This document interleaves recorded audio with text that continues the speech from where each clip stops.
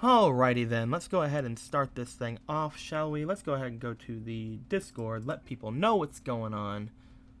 Doop-a-doop-a-doo. Just use the oh boy one. Doesn't matter. Doesn't really matter. Bam. I hate how it like tells me every time now that I'm sending it to like so many people. You're sending this to so many people. Are you sure? Yes, I'm sure. Hey, what's going on, Sam? How you doing, man? What's going on, Ray? What's happening, man? High Swing Zero, Slice of Delicious Life. How you guys doing?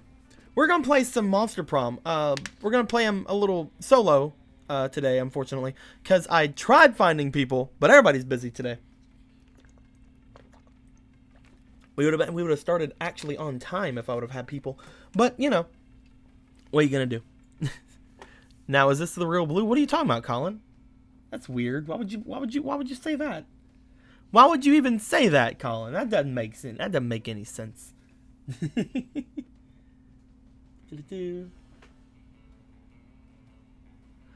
We got is the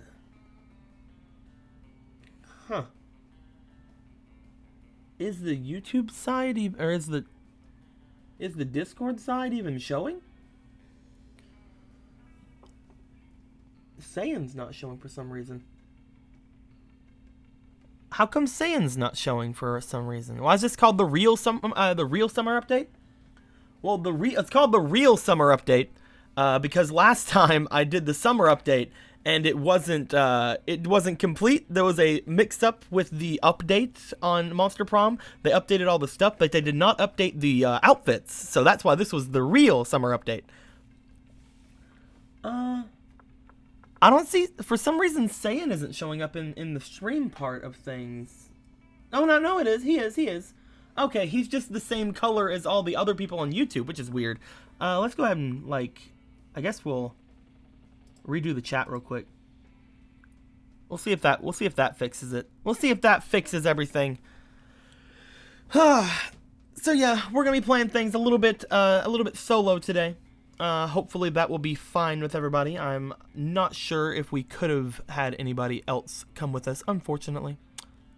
People have things to do. Unless Fomal wants to jump in here. Fomal! You want to get in here and play? Fomal, you want to get in here and play? What do you think? Impromptu Fomal, if she wants to.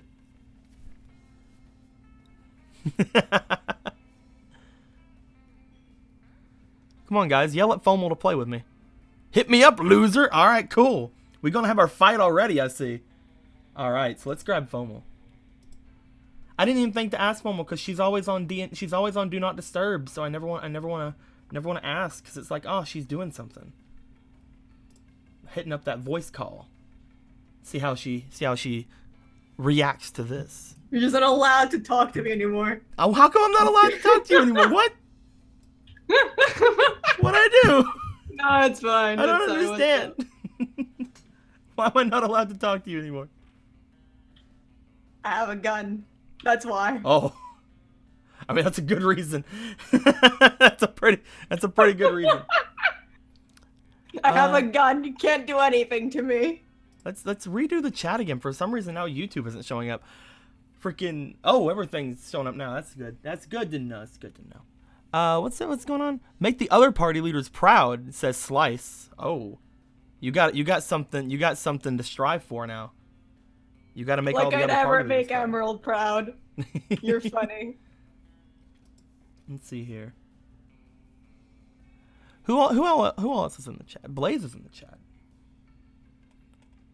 We got Blaze and we got Slice in the chat. My damn door. Huh?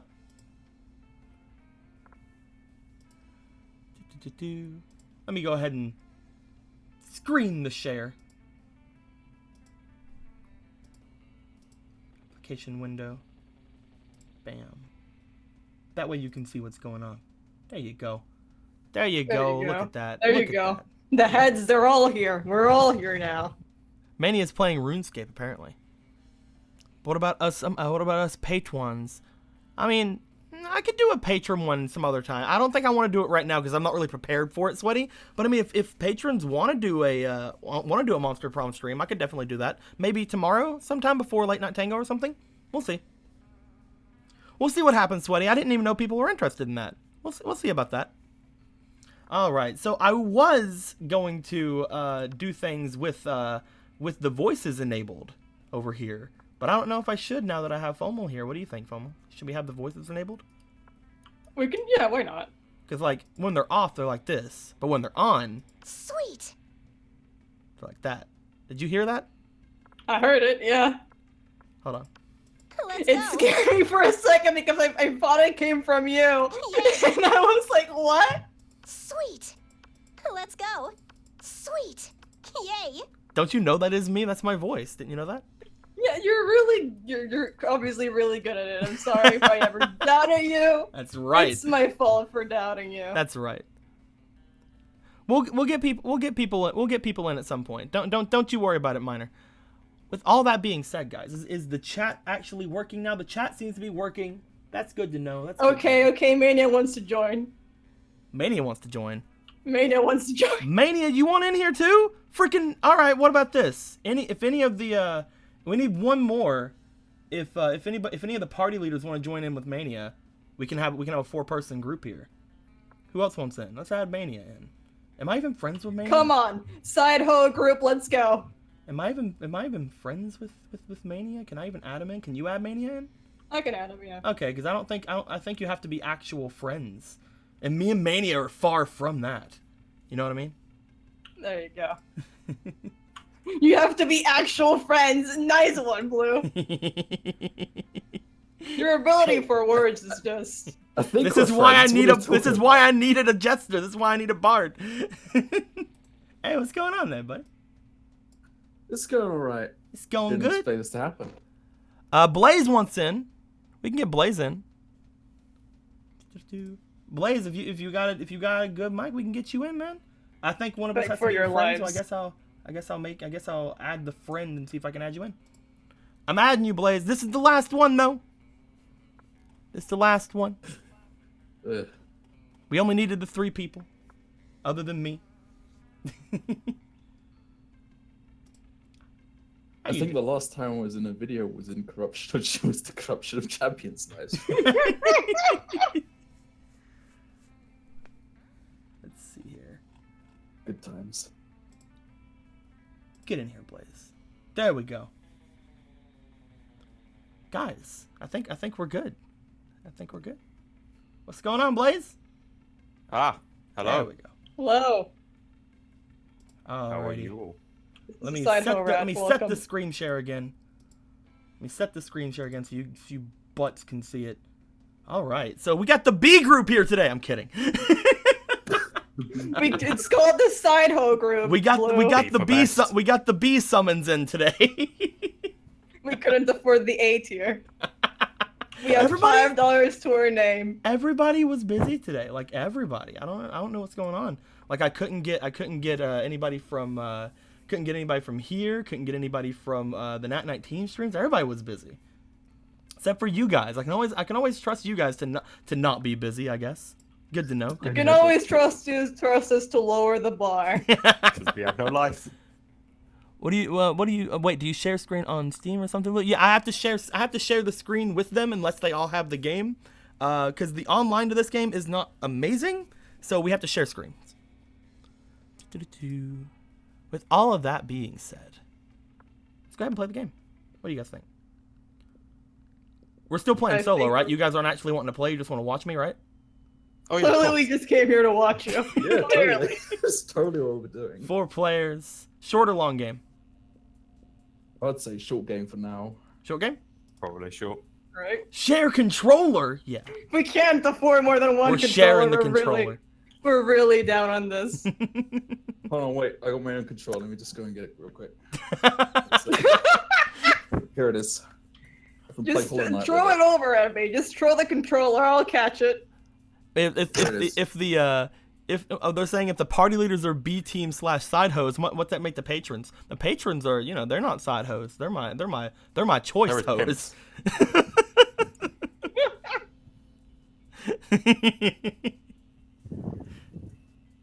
I don't think the patrons are hoes. They pay me. I'm the hoe at that point. Yeah. Yeah, at that point you're the hoe, buddy. Ah, spooky high school. The sweetest years of our lives. Can you guys see the game? Can see it, yep. Okay. Back then, we were young and unafraid. Sometimes reckless, sometimes brilliant, sometimes just stupid, but always willing to live life to the fullest. We were on a wild journey to discover who we really were. And I'm always blue, so back off. Sweet. She had a Back voice. off, bitch. She had a voice. Did you hear the voice? Ooh, her Those voices voice. are pretty did it. adorable. This is the first time I played with the voices on. All right. FOMO, who you want to be? You know what? Let's keep ourselves versatile today. Let's try out yellow guy. You want to be yellow guy? Yep. All right. What's the yellow guy's name? Okay, ready? S S H H A A M M. W. Oh. Oh ShamWow. no. That's what I assumed. All right. Is ShamWow a he, she, or they? ShamWow follows no gender. All right. ShamWow is only ShamWow. All right. All right. All right. Did you hear that guy's voice? All right. All right. What do you? Just like the real ShamWow guy. What do you think, Wacko? Who do you want to be? I'll be spooky zombie guy. You gonna be spooky zombie boy? Yeah. All right. What's his name gonna be? Moon shoes. Moon shoes. All right. Moon shoes. The anti-gravity shoes. Oh no, do I have to be original now? Moon shoes. There we go.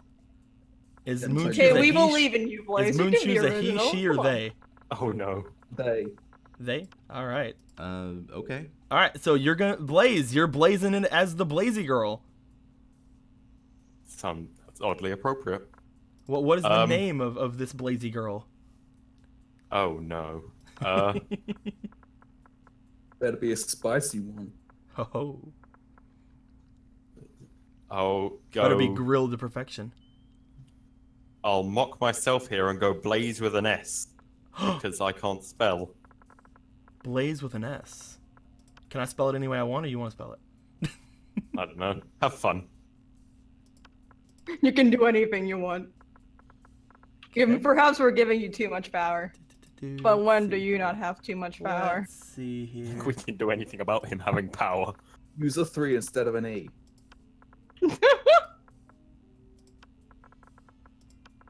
Blaze Quickscope 64. How did you know my real Xbox name? I can There we see go. you when you type it in. There we go. I expected that, to be honest. What's the pronoun? Jesus.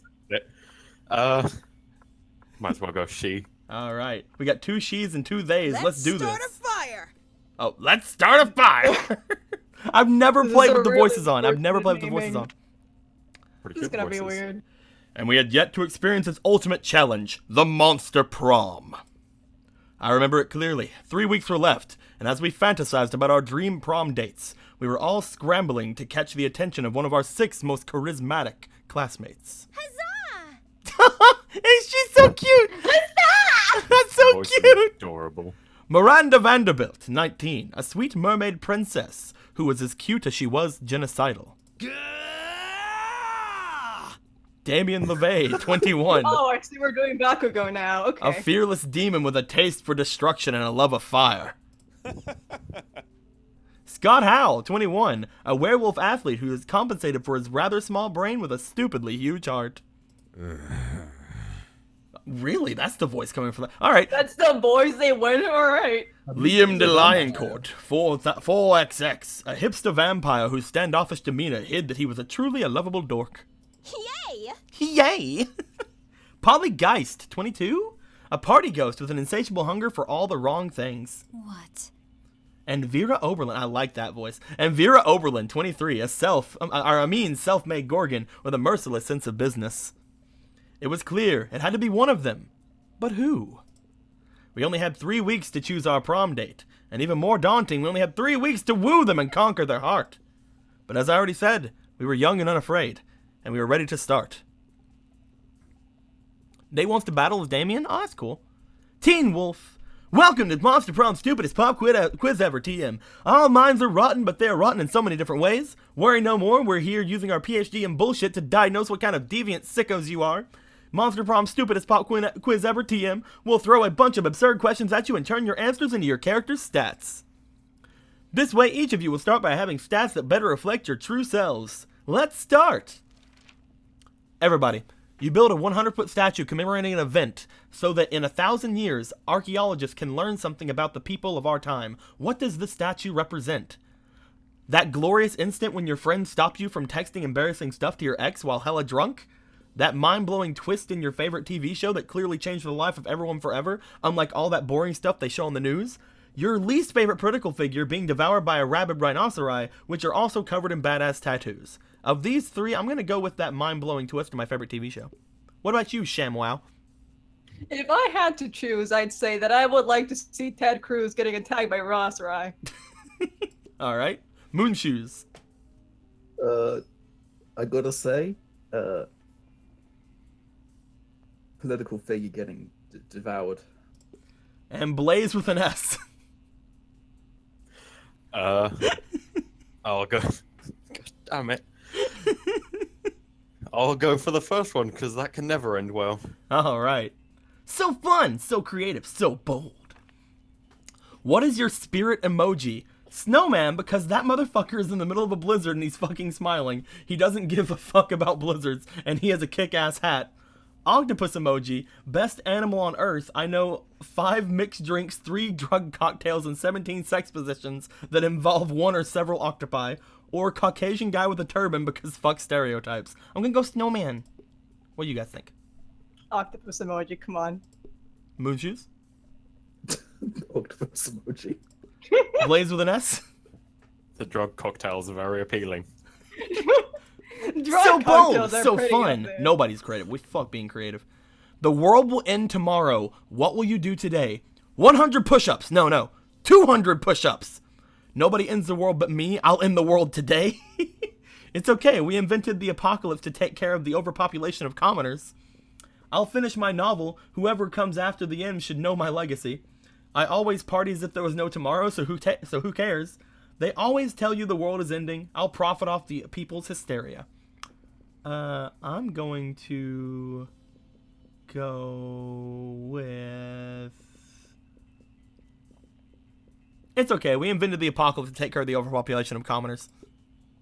Waifu as always. What do you think, Nobody ends the world but me. I will be launching the nukes. Moonshoes? Well, I'm gonna finish my novel. Blaze with an S. And goddamn, I'm gonna party. So Miranda, Damien, Polly, and Liam are the ones that we start off having encounters with. The way that have all 4 of you played this game yet, or all 3 of you Let's played? go. Well, you I know. just watched you a lot play this game, so I kind of know what's going on. So basically, because we just did that, because we just picked those people, all of our encounters until we get more stuff with other people are going to be with those people. So no matter where you go on here, and no matter what stat you go to get, you will run into that person. So I'm always going to run into Miranda no matter where I go. So I have 5 money, actually a, 5 charm, 7 creativity. I don't have nearly as much charm or money as I need for her, so I'm just going to go to the library. There is a slight chance that there won't be the person. I remember the first time I played it, I got the new summer ending, which wasn't who I picked. Well, that's the thing, though. I don't know anything about the new summer stuff. I'm so excited. Don't even worry about it. Very good. That day, you spend some time in the library's PCs, playing some good old online poker.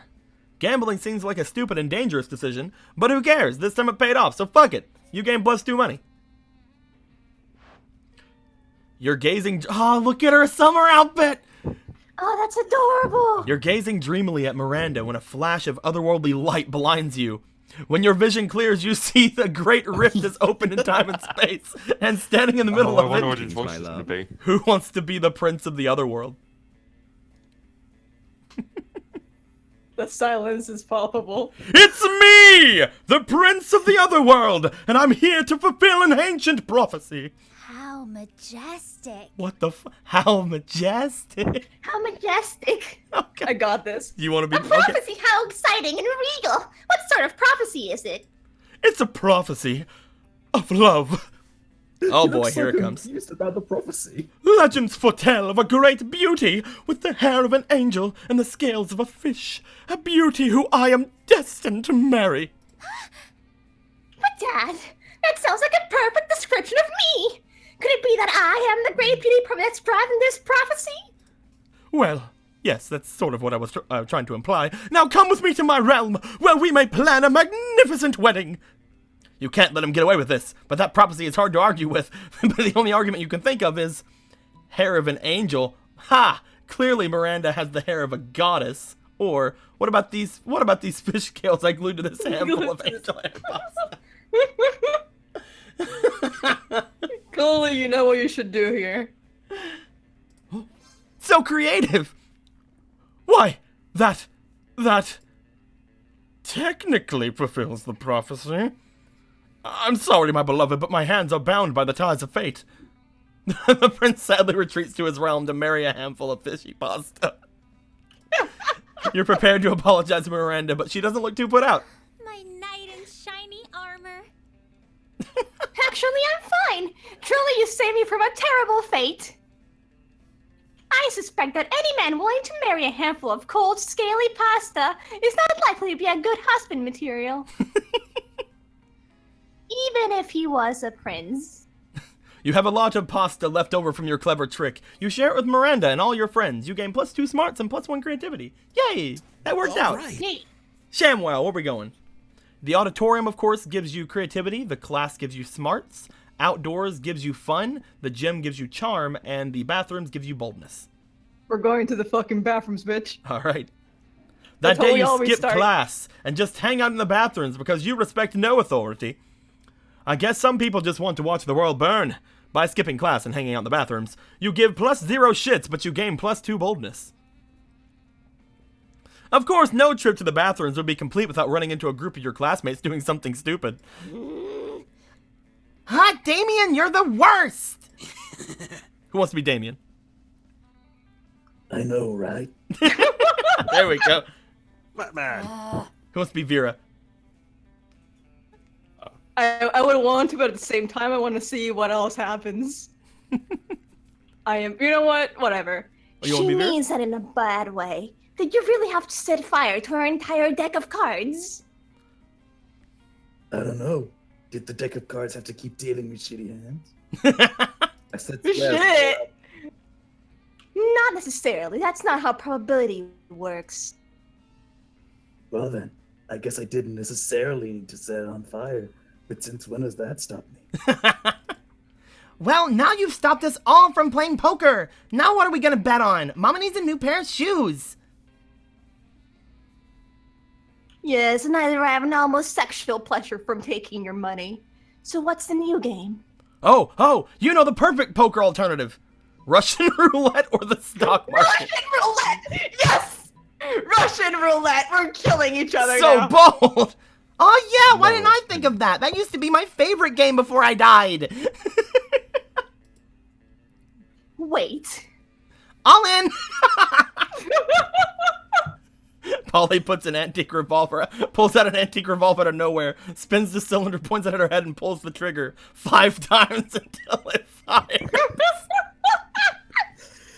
Bold. I love it. The bullet goes through her intangible head, bounces off the ceiling, and embeds itself into the mirror right next to the other bullet holes. What the fuck? Maybe I'm just. Damien. Damien. Hold on. Damien, please. Hold on. I guess Vera and I split the money. Dang, I always lose at Russian roulette. Let's play again. I'll go first. How you ever died is a mystery to me. Hey, yeah, me too. She says so many different things as her reason for death. It's not even... You've decided to go out of the bathroom to avoid any further ricochet from the gunshots echoing behind you. It seems your friends are all delighted with your suggestion. You gain +2 fun and +1 smarts. Sure. That was funny. Moon shoes, where are we going? What's my lowest right now? Your lowest right now is your charm. You have That's- 6 smart, Go to 7 the gym, boldness, bitch. 5 Gym, creativity, that is. 3 Go to the charm, gym, 7 fun, dudes. and 5 money. You have to go get ripped, Moon Shoes. Gotta go to the gym. Be the dudes. rippest you'll ever been. You're gonna go to the gym? Yeah. Alright. That day, an epic dodgeball match takes place. Everything seems lost, but you deliver an inspirational speech that fuels your team's spirit, leading to a spectacular comeback. You're clearly a natural-born leader. You gain +2 charm. Another gym class, another game of dodgeball. Seriously, do we not play anything else? On your team is the unathletic undead Liam, currently surrounded by the wolf pack. Go home, loser. Oh my god. Hold on. Alright, bro, you just give up now. Go back to your coffin, because it's about to rain balls on your face. I love that. Sounds gay. Sounds gay. Ah yes, a vaguely homophobic double entendre from some frat dogs. That's original. Let me guess, my frail, lean form is about to be decimated in a display of hypermasculinity. In a very unsportsmanlike competition, since it's 4-on-1, let's just get this over with. You can't let Liam give up. The winning team gets worm cupcakes. Give him a great strategy. You're a vampire, play dead. Or turn into a vampire bat, bite them, and give them rabies. What's your dream, Moon Shoes? Bite him. You gonna bite him? Nerd. Probably That's so kinky. also So Lucas. bold! Huh, I find turning into a bat to be a rather mainstream vampire trope. But in the case of teaching a lesson to these canine cretins, I'll make an exception. In a puff of cliche smoke, Liam has turned into a cliche bat. Bros, where'd the skinny dude go? The answer is on their necks! With the silent flight of a bat, Liam goes from wolf to wolf, chomping down. What the fuck, dude? Guys, we gotta head to Nurse Chupacabra before these bites turn us into hipsters! Oh, God. Oh no, it's infectious. Oh, God, not the hipsters! It's like the gingers from South I can Park. feel myself already going to see a movie that nobody has heard of. With the wolf pack gone, it's sure to be a fair fight. Fair in that you're no longer against superior athletes. Less fair that biting people is probably definitely cheating. Fuck it, it was hilarious. You gain +2 fun and +1 boldness. Let's do this! Alright, Blaze with an S. Where do you want to go? What am I stuck? I guess more fun outdoors. Alright. That day during recess, you start a half-hour rave that goes full crazy. You have no idea how it escalates so much, but at one point there's like 300 people. Someone summons demons from the nightmare dimension. The consequences itself might distort the fabric of reality, but who cares? It's a rad party. You gain +2 fun. Suddenly, you see Polly vomit ectoplasm all over her cell phone. You rush to help her. Ah, I just got my 97th hey as an opening line on Tinder. I just had to puke out all the pure boredom. Hey, hey, what am I supposed to do with a hey? Whatever happened to reaching out to someone with a fierce dick pic? People are just Exactly, copy-pasting addiction hey juice. and sending it to every monster that looks halfway interesting. What about you? Are you a hey person too? I hope not. If you read the Tinder profile of a fun-looking spectral delight such as myself, what would you say to me? There's no hey option, damn it. Would you say you're Oh, no, the beautiful? top one's Or would like- you say, are you drugs? Oh, Because I want to probably. do you all night long. I'll go for the bottom one. I love when it's not specific, it's just, are you drugs? Are you drugs? What so drug? fun. Anything. Hell yeah, drugs! That's a You should great just get opening distracted line. Anytime you say. That's a great opening line. Also, let's do drugs. Remember, kids. You wake up an If someone indiscriminate. offers you drugs, take them. You wake up an indiscriminate amount of time later, feeling like shit, but happy about it. So like unicorn shit, where it's a rainbow or something. When you run into Polly later, she's grinning like a lunatic, and it's clear something went down. Maybe one of you. Hey there, cutie patootie. I just had the best time the other night. We should really do all this again sometime. And I mean all of it. Even that zoo animal type stuff. You left a couple things at my place, and I put them outside your locker. With that, Polly disappears, leaving you to wonder exactly what transpired between you and what article of clothing you left behind. But when you open the box marked Blaze with an S, all you see are a pair of handcuffs and the last surviving Bresky penguin. What? A pigeon. Pigeon, my demon. bad. Neither of those things are yours, but you would hate for Polly to think you're lame. Apparently, when she said zoo animal stuff, she meant stealing the bird. So it seems like maybe you guys didn't so much have sex, but she clearly wants to spend more time with you, so hell yeah! You go home with a huge grin and a new pair of handcuffs and the last surviving... Whoops. What was that last surviving Bresky pigeon? You should be more careful with your belongings. Irrelevant! You gain Polly's admiration and +2 charm and +1 fun. Let's trade places! Alright, everybody. We're going to choose an object. Say your choice out loud to the rest of the players before clicking. An object, I'm going to say... Meth. Damn, drugs are my thing. Trash can. What was that? What was that, Pommel? Trash can. I'm going to say a scarf. I'll go a belt. Alright. Kinky. Let's see Hell here. yeah. Player order is decided based on how disturbing it would be if an insane person decided to date and marry the selected object. Start debating now. I mean, fucked up. People already marry trash. I'd argue meth is pretty weird to date. It's kind of like a fling. You're not supposed to stay with meth for a long time. Meth is like finite.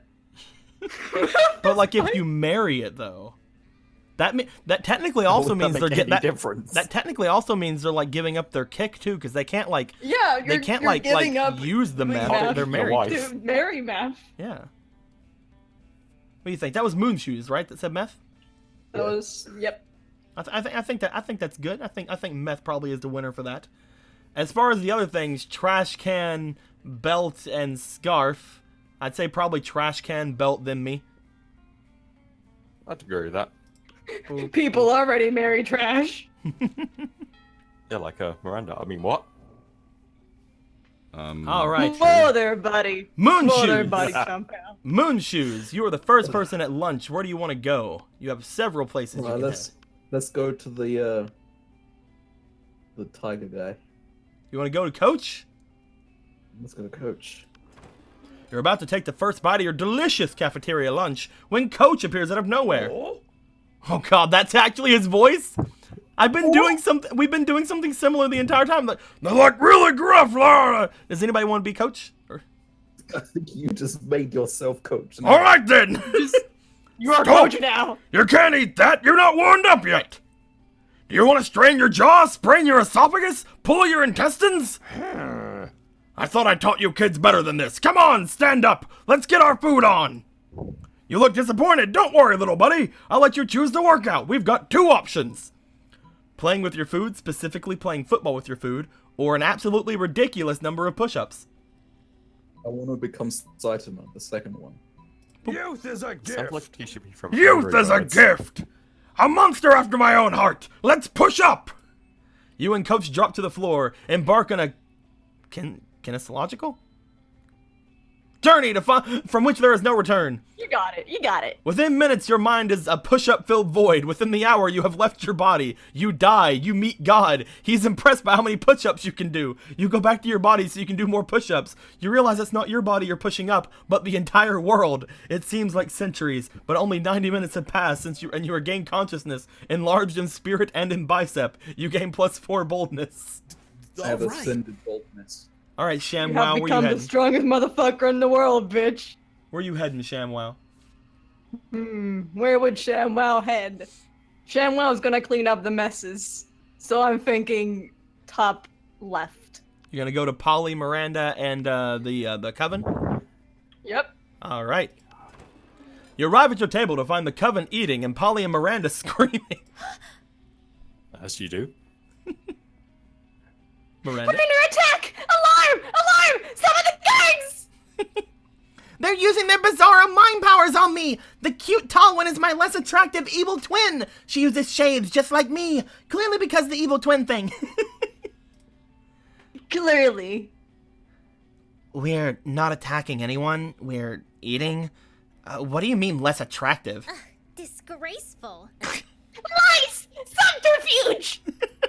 Ah! I can feel them in my brain, making me less cool and sexy. Ah! God. Always the same with you. Oh God. Every single lunch hour.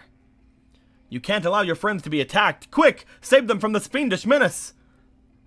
Joust them in Miranda's honor or drug their food. Drug their food!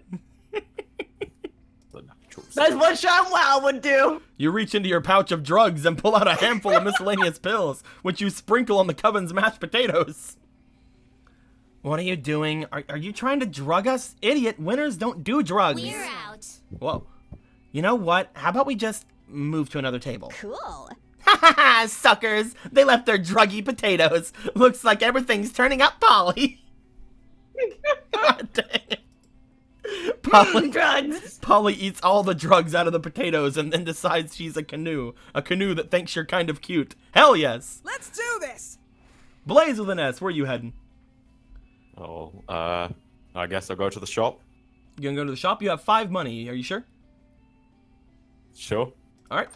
Hey, stranger. Shouldn't you be out there trying to romance a classmate or something? Anyway, welcome. You cannot get the power totem of Zagord. You can't get the erotic fanfic about dragons. You can't get the PR agent, but you can. Read my mind. You The can corpse. get a corpse. The corpse. You want the corpse? Yeah, buddy. We're gonna get all kinky. We're bringing I shall everything ascend beyond to the need for a extreme. living person for a date. I shall get the corpse. That'll Okay. be fun. You don't have to date a real person. Just date a corpse. I'm always amazed at how people keep coming and buying all this stupid crap and shrieking. I've All done right. this out of a backyard. All right, where am I gonna go?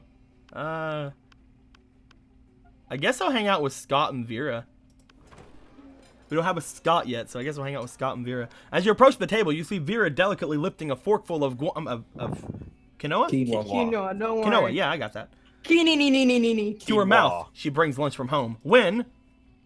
Oh God, who wants to be Scott? You. Me? All right. All right, let's see here. How am I gonna do this? God, I wish other people were here. It's like everything is getting How do I do? passed on to Oh, how am I you. supposed to do a Okay. Like Scott? you're the trash can. Let Blaze be Scott then. I could do one. All right, Blaze, do Scott. Food, 4, 6, 8. Who do we deliciate? Eating, yay, eating. There you go. There you What go. a lovely voice that was. Scott, what on earth are you doing? I'm cheerleading you to help you be the best eater in the whole school. What causes obsession with cheerleading me to mundane activities that require no cheerleading? Everything requires cheerleading, silly. That's why we have cheerleaders for our cheerleaders. Oh. I love his outfit, by the way. But I His can see summer my outfit's cute. cheerleading. Oh. But I can see my cheerleading's not working. You haven't eaten anything yet. I love his summer You outfit. love how It's cute. shirtless he is. We get it, Blue. He's cute. Do you like all right? those pecs? Vera's summer outfit. That's because you keep startling me with your damn cheerleading. I can't eat when I'm startled. No, that can't be it. I must not be cheerleading hard enough. Hey, friend, maybe you can help me. You shouldn't be cheering for Vera to eat the food. You should be cheering for the food to be eaten by Vera in the walk-in freezer. The problem is obviously that we aren't dressed like you aren't dressed up like a giant salad. What will you choose, Blue? It's a pretty obvious problem. It's pretty obvious. Oh yeah, that makes sense. I mean, sports cheerleaders dressed like giant steaks and drumsticks all the time. Or maybe that's just how they look when I'm really hungry. Whatever, let's dress up! Luckily, the school keeps some giant vegetable costumes in the auditorium for health presentations, so you snag them and start cheering. Beets, aggressive, eat beets, aggressive. I realized I read There the aren't halfway even through any that line. beets in this salad. It's just quinoa and the tears of my enemies. Vera's pissed, but she does eat her salad really fast just so you leave her alone. Hooray for cheerleading! Alright. Everybody chooses a celebrity. Say your choice out loud, and the rest of the players before John clicking. Cena. Huh? Zodiac Killer. What? That's not a celebrity. You know who the Zodiac Killer is, therefore he is a celebrity. No. I don't know who he is. Say a celebrity. John Cena. John Cena. We got one. Fine, I'm gonna make me have to choose Ted Cruz again. There we go. Blue, on, you go come on. first. Nick Come on, you Cage. can do it. Oh, damn it. Choose the obvious option, Snoop Dogg. Sure, Snoop Dogg. There we go. All right then. Player order is decided based on how likely it is that selected celebrity is secretly related to ShamWow. Now. Do I Hear me even out. need to make the argument for Nick Cage and Fomal? Oh, damn, he's got me there. Okay, start the argument. I want to hear it. Do I even need to make this argument? Just think about it for like Bitch, 2 seconds. this may be your show, but this is my episode. Damn it. I'm just saying. Think on it for 2 seconds, and you know that I don't even need to make this argument. You guys can I make want your you to arguments. elaborate. You guys Blue. can make your arguments. I'm done making mine. Bitch. God, Is it one of us because should have the said. One of us bees? should have said Oh, Billy. fuck! It's because of the bees, isn't it? One of us should have said. One of us should have said Billy Mays. Billy Mays here. Would have said Little T, but like 5 people will understand who that is. What I mean- would you? So you got, what does is anybody our else have any order? arguments? Because I'm thinking I'm winning so far. You know what? Because of the bees last time, I'll give it to you. I'll fucking give it to you. Now hear me out. Who was the one who suggested Snoop Dogg? It was me. Exactly. You're making it perfect point, Blaze. And Blaze is the second one. I mean that sounds That pretty. is perfect logic. That I sounds cannot- pretty. That sounds pretty foolproof to me. And all right, so now we just have to figure out. between John Cena and Ted Cruz. I for one, am just gonna throw my 2 cents in there, and I'm just gonna say John Cena. I mean, FOMO will be a lot less happy if they were related to Tom Cruise. Very true. That is understandable. All right, we did it. Week 1 evening. Yeah. Let's go. I'm gonna go. Wish I had more money. And I guess Money's library. I'll get more money. Congratulations, you've been chosen to win big.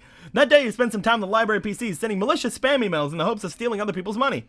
It doesn't sound very nice, but who's really the one to blame if they respond to such a blatant scam? You lose -10 karma, which isn't a stat in this game, so who cares? And you gain +2 money.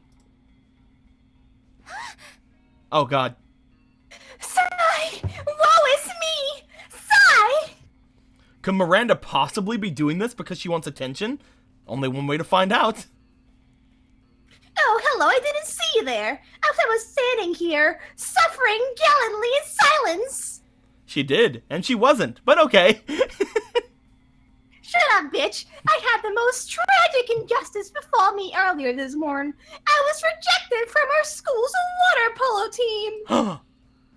They claimed I was mistaken about how polo is conducted underwater. Excuse me, but I was raised underwater. The racist bastards. How is one even supposed to play water polo with a heavily armored sealer's mount? How, I ask you?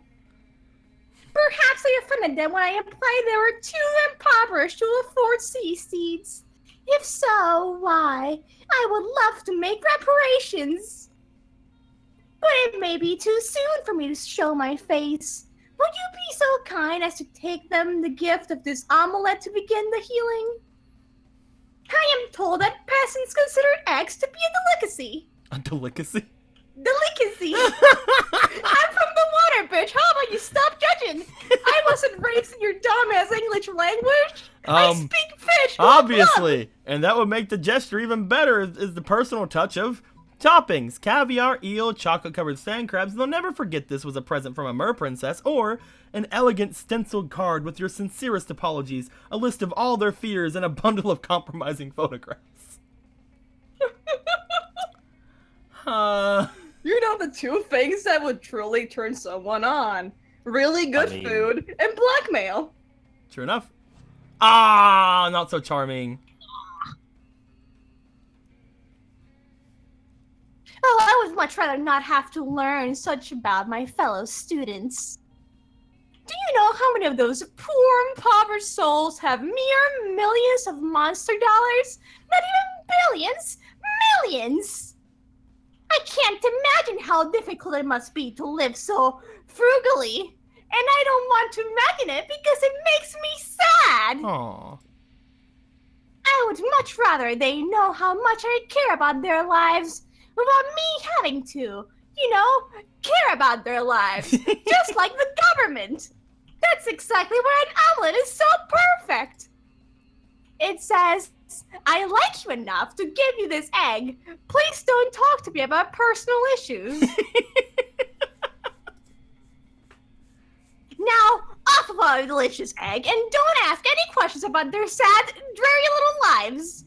It's hard to imagine how anything Miranda said could have possibly offended the water polo team, but there's an omelet in your hands, and you've already eaten your fair share of eggs today, so you might as well deliver it. You lose -2 fun and -1 charm. Let's Ouch. do this! Alright. I'm sorry, Blue. That's fine. Blaze with an S. Now, I want to be a smart grill, so I'll go to class. You can go to class? Got Hell that yeah. picture. That day you listen to your elders and learn valuable lessons. Sometimes after all the monster nonsense and dating gimmicks, you forget that attending class is supposed to be the primary activity of this high school. You gain +2 smarts. Attend high school? What a ridiculous idea. While doing all that, you've been carrying your newly acquired corpse as if it's a totally normal thing to do. But some people seem to think otherwise. Oh no! It's the 4 most hateful people in the school, and I voiced 2 of them! Oh Have no! fun, bitch. Ugh. Why are you carrying a corpse, idiot? Look at Liam's sun hat. Look at his son. That's so dumb. I love It's it. night. Anyway. It's for safety. Better. What a shameful display of distaste. Damien. Come on, Damien.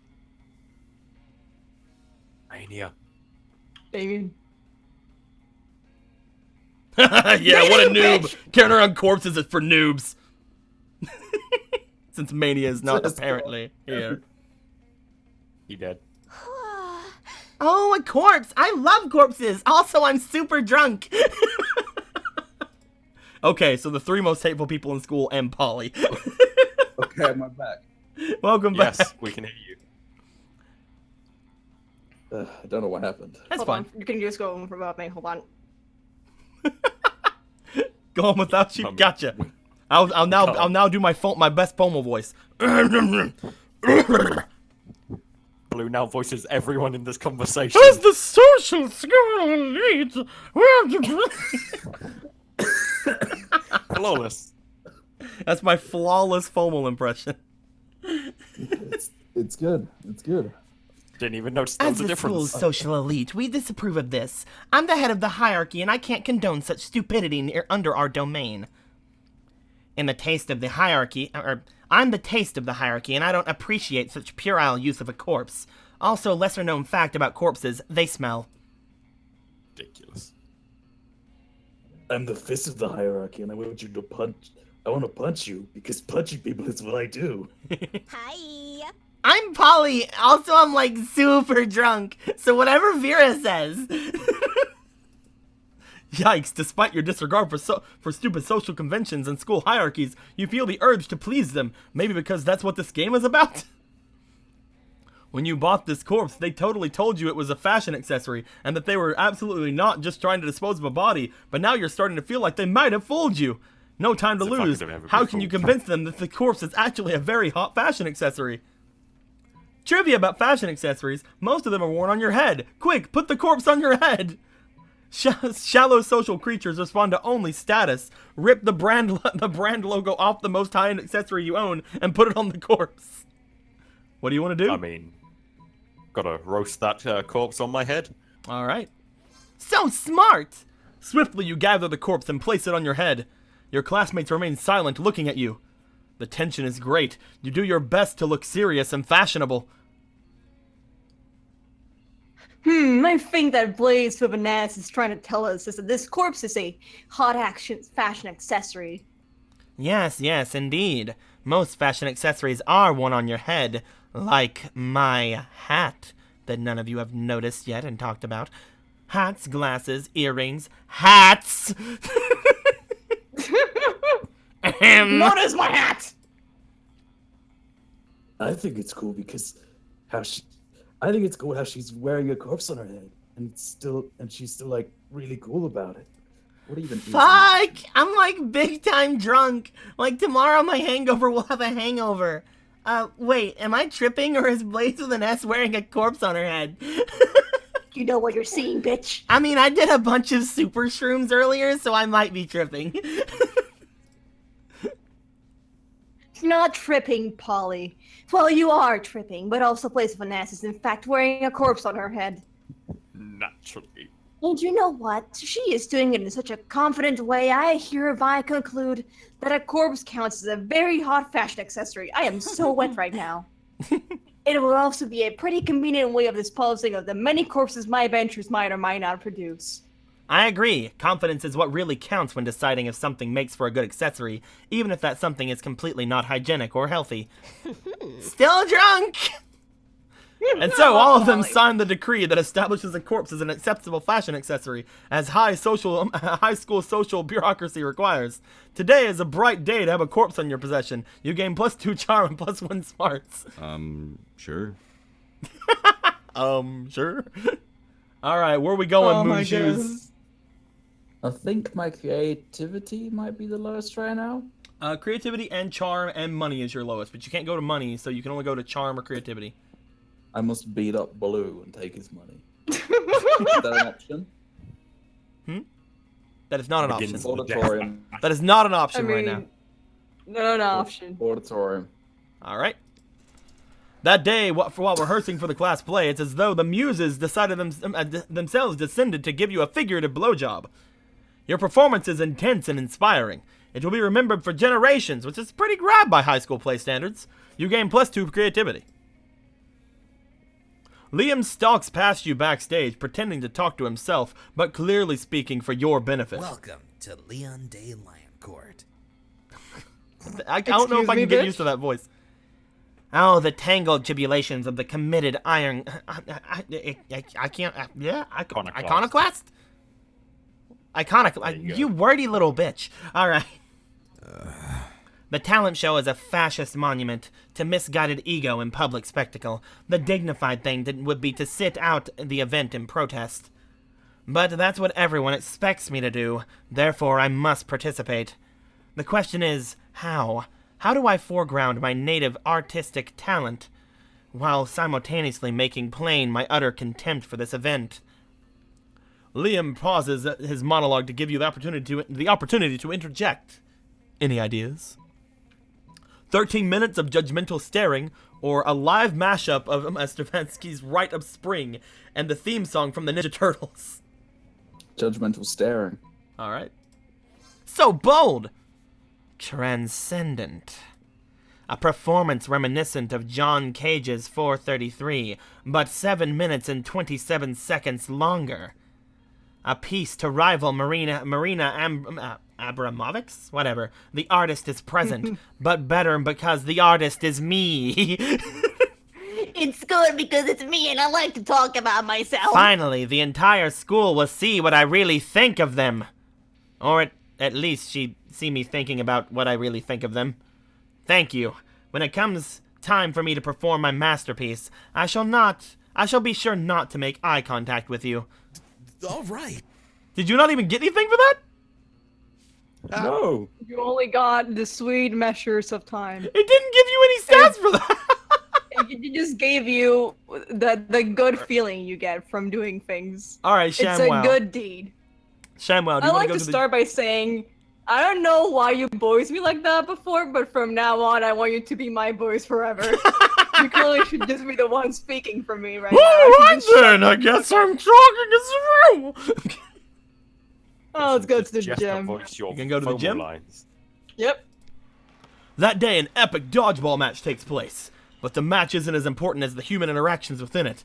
You're at your peak when you decide to go for the overkill and wink at one of your classmates. He's totally mesmerized. It's the most epic wink ever. Damn, you know how to win over people's hearts. You gain +2 charm. Afterwards, you spot Coach ranting excitedly at Damien. Better go save them from each other. Always believe in yourself. What I'm trying to say to you, son, is that you're full to the gills with untapped potential. I don't even have gills. Then whatever you breathe with, that's what you're full up to. My lungs? Sure, your lungs are full of untapped potential, and you know what they say. I don't. Untapped potential is like untapped maple syrup. It just sits in your lungs where it can't go on anyone's pancakes. What does this even have to do with me creating a super special custom workout? Your potential, Damien. We're gonna tap it. If you can design a workout that strengthens your specific skills, then this will be a really dumb conversation. But it's also an opportunity for you to bond with Damien, so you suggest obstacle course through a burning building. It'll make you a better arsonist, or an ambitious regimen of powerlifting. It'll make you a better hairdresser? Okay, so one thing I do know is that the second one is I actually know. the path to that his secret ending. I don't know if that is a path to it, because I know it's a part of it. It is. I know it's a part of a secret ending, but I'm not sure. It like references it. I'm not sure if it is a secret ending though. It's I also don't think I have the stats for it. Do you want to? It doesn't matter to me. Whichever one you want to go for. I still always just like fire more. Just the concept of fire makes me happy. You want to go with burning building? Yeah. So bold! Oh boy, I love obstacle courses. And I love burning buildings. See, Damien, becoming your best self can be fun and rewarding. And educational. You seem way too happy about this. You know what arson is, right? I don't need to know what something is to support my students' development. Okay, I mean, I'm totally willing to take advantage of your ignorance, but just so you know, I'm gonna use this as an excuse to set fire to. You don't need to explain yourself to me, Damien. I trust you absolutely. Well, okay, man. I guess I'm gonna weed some workout equipment, specifically 50 gallons of lighter fluid and a blowtorch. 50 gallons? That's a lot of weight. You sure you can lift that safely when you're just starting out? Oh, don't worry. It'll very quickly become a lot lighter. That's a pun. What the fuck? What the fuck just happened? It was like a scream. What? Someone screams in the background. It's the screams of the damned. You and Damien cackle manically as you plot to set fire to the gym. Again, Coach laughs right along with you. You gain +2 fun and +1 creativity. I thought that was just a scream in my head. That weekend, something happened to Moonshoes. Moonshoes. Sure. Moonshoes. The fucking anti-gravity shoes. You're hanging out with some of your absolute best buds, or at least people who seem to tolerate you for now. Miranda, Vera, Scott, Blue, and Blaze with an S. Hell yeah. Because let's be honest, I'm Fuck FOMO. Jesus fuck, you guys just dropped me. You guys are Suddenly- assholes. Suddenly, an interdimensional rift opens. Good God, this had better not be. Fear not, my loves, for it is I, the interdimensional prince, here to save you. Oh, hi again, Hi. Speaking. Oh, hi again, buddy. Not him, he's always so damn delusional. It's the best fucker! I certainly like my suitors to court with a great passion, of course, but ideally I prefer none about attempting to kidnap me, which I have a feeling he's about to do. Kidnap you? No, my sweet strawberry daiquiri? It's daiquiri. Daiquiri. Oh, that's how you spell daiquiri. I never knew. I did not know that's how you spell daiquiri. I am here to save you. Save us from what, you lunatic? Why, your humdrum existence in this useless place of learning where no learning is done. From your repetitive adventures and mundane love-related tasks, I'm here to take you somewhere entirely new, full of unlimited choices. Soldiers, do your rescuing! From out of the interdimensional rift pours an army of soldiers who surrounded Miranda, Vera, and Scott. Scott's the real princess here. Scott's the real princess here. For their own Damn it, protection? Fomal. Looks like you're going to need to re-rescue them from their unwanted rescue. Fighting this many soldiers can be tricky, but luckily you're an expert on the most powerful soldier fighting technique of all, the Dirty Double Dragon Dance. Less lucky, your partner Pablo was killed after using the dance to save you from a three-headed cougar during Double Dragon 2. Pablo and Moonshoes are back. You can't perform it alone. If you could, it wouldn't be called the Double Dragon Dance. Time to grab one of your other friends to perform this bold and daring dance with you, but which one will be up to the challenge? In that moment, you realize the shocking... You'd love my help right now, wouldn't you? In that moment, you realize the shocking truth. Pablo... Hell yeah. In that moment, you realize a shocking truth. Pablo survived the cougar attack, but was badly disfigured. He went through many, many rounds of plastic surgery and is now known as Blue. Or Blaze with an S is so incredible at the Dirty Double Dragon Dance that she won Monsters Have monstrous talent with it, and her partner also seemingly died in a freak cougar accident. So you're perfect for each other. Which one do you choose? So who's the person here who we respect the most, Blaze or Blue? It's Blaze. Or is it not fun, though? It's Which Blaze. Who knows what it is? We can't see anybody's stats. Blaze. He's spoken. He's spoken. Moonshoes has spoken, Blue. Not so bold. That sucks for you, buddy. It's almost as if you chose wrong. Hey, Blue. Do you want to know what a broken spine feels like? The soldiers glare menacingly, surrounding your other three friends more closely. You and Blaze with an S link hands, and legs and ears and noses. It's a very complicated dance. And begin the Dirty Double Dragon Dance. You do the worm, you throw axles, you twerk, you twirl, and hey, you're pretty much crushing it. Unfortunately, Blaze with an S simply lacks the coolness and boldness to utilize the dance to its full power. There's only one moment where you and Blaze with an S are in sync, and you somehow end up doing a combination of the Macarena and the YMCA. It is a better dance. It is not a good look on either of you. The two songs white people can dance. Is that what you call dancing in this dimension? Perhaps I've been seeking a romantic partner in the wrong world all around. Come, soldiers, and leave these unsuitable peasants behind. Did he just call us unsuitable? Did he just call us peasants? Did he just call us behind? Scott, no. Scott, yes. I must say that I'm not proud to admit this, but I would have rather been kidnapped than have my royal name associated with Moonshoes and Blaze of an S lame dancing. Oh, definitely. I thought it was kind of cool. It wasn't. Okay. Oh, okay. Good point. Come on now, let's go celebrate our freedom from freedom by doing crack with Polly. Moonshoes and Blaze of an S are obviously not invited. Later, boys. You guys suck. I'm gonna go do crack with Polly with these guys. No. No. Oh man, and Polly has the best crack. Better luck next time. But for now, you and Blaze with an S lose 3 fun. Dude, you haven't seen my whole pocket of drugs that I carry around and put in people's mashed potatoes. Original game tier. They said that these two weren't invited. I was there, so apparently that does mean I am invited. I'm invited. These guys can't be there. Yeah, you're having fun. You're doing crack right now. Trade places. Fun anyway. Everybody chooses something bad. Say your choice out loud to the rest of the players before clicking. Crack. Summoners Network. Our economy. My dancing. All right. All right. Who the fuck said Summoners Network? It was Dana. All right. Player orders decide based on how horrible it would be if the selected What thing did is you part of choose, a Blue? torture device or legal punishment. Start debating now. Joke's on you, the economy is a punishment. My dancing, though. I would agree. The economy is a punishment. The economy is a very legal punishment. I would definitely agree with ShamWow. What do you guys think? Yeah, ShamWow is agreed. Yeah.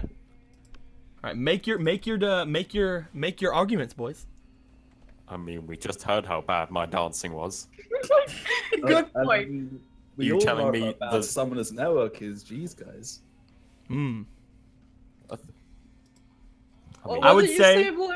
I would say, in this, what did you even say, Blue? I would say in this that I'm gonna go with number 2 being Blaze, number 3 being me, and fuck you, Wacko. What did you even say, Blue? Nice. That'd be a skills, great. buddy. That'd be a All right. wonderful thing to have as a punishment. I mean, I would love to be punished with me. Hey, It's like the last seen- thing I want to get the most is I've me. seen Rogue Purple on the Summoners Network streaming, so the network for a reason. All right, where Let's we go going? outdoors. Let's party. You're going outdoors? Yeah. That day during recess, you start a half-hour rave that goes full crazy. Dabbing. I'm quitting. I am done. It'd have to be formal, boy. My ShamWow's name has been. You spot Juan, Tarnished. the magical Latino cat, who seems a bit sad. He explains to you that he's worried people are so used to calling him Juan, the small magical Latino cat, that now everyone defines him only by his size, magicality, ethnicity, and species. He's more than that.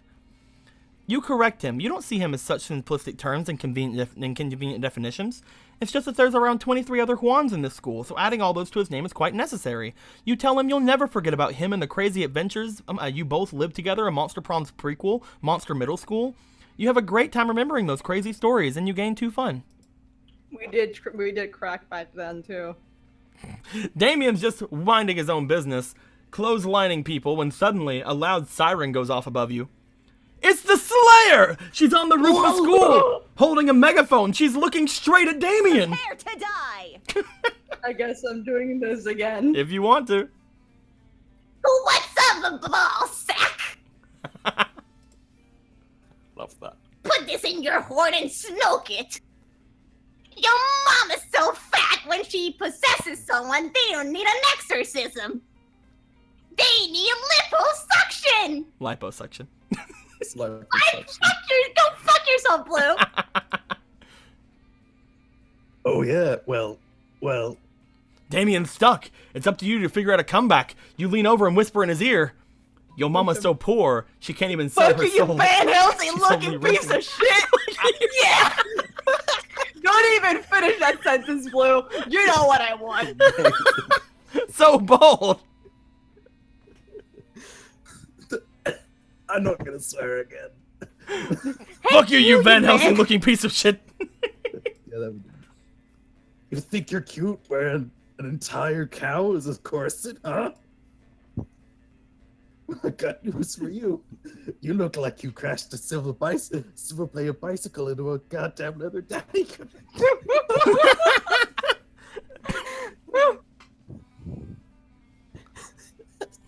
Christ. Come on, Wow. Dana. Why don't you snap on a couple Buffy's a great show. They put a character called Riley, and that's my name. Buddy. It's okay, buddy. It's It's okay. over. It's alright. Why don't you slap a couple nipple rings and change your name to Buffy the Wonder Kip? I was saying it. Am I out again? Oh, no, you were really low. I don't think it picked up. The last part, at least. Ugh, damn it. I need to turn myself That's up. fine. How do I turn myself up? You get some drugs. I'm actually on the max, so I can't turn That's myself fine, dude. any higher. Don't worry about it. You're on this part now, though. Oh, am I? Yeah. Christ. The amateurs. The Slayer flees in tears, and Damien slips you a subtle fist bump. Nice! You gain +2 charm and +1 boldness. Let's do Not this. my leather daddy convention. Alright, Blaze with an S, where are we going? I'll go to the auditorium's creativity, right? Yes. Then I'll go bathrooms. You go bathrooms? Yes. That day you skipped class intending to spend the term in the bathrooms, but you encounter 3 wild hyenas on the way there. Who the fuck runs security around here?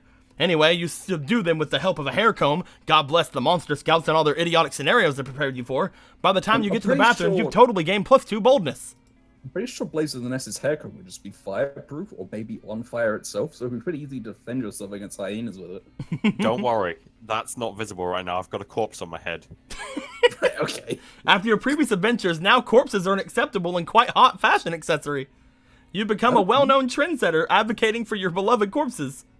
Life is now all fancy and busy. Luckily, you have your sexy, sexy secretary to help you with all your new tasks. Oh, God. Mrs. Blaze of the Nest, we have a problem. If you had assumed your sexy, sexy secretary had to be female, then shame on you. It's been leaked out the Vogue's next issue will include an article titled 10 Reasons Why Wearing a Corpse on as a Fashion Accessory is Not Chic and also probably a crime. I've done some research and found the journalist.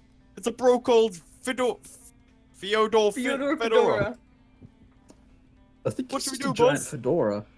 As Vogue rules dictate, the only way to subdue a Vogue journalist is by out-journalizing them in a journalism duel to the death. Or, sometimes people need a little push in the right direction. Kill his family and send their severed heads as a warning. I'm gonna kill his family. You gonna kill his family? That's a very quiet way So of saying it. bold! Way to go, boss! Nothing like a friendly reminder to show the people you care. Let me schedule your that murder in your agenda. You keep Scott out of the murder because he's too pure for that. You take care of it yourself because you're a responsible young adult and can take care of their own murders. Soon after murdering Fedora's parents. Boss, it worked. The Fedora bro changed his article. Read. The other day, I woke up to an unexpected surprise from Blaze with an S, the well-known trendsetter and corpse advocate. I was sure the whole corpse thing was getting old, yet Blaze with an S sent me a whole new vision. This version of corpses was home delivered, came in a smaller, more portable size, and were even customized for me. I have to say, maybe there's more to corpses than I first thought. I'm wearing these as edgy earrings. Hooray, corpses are saved.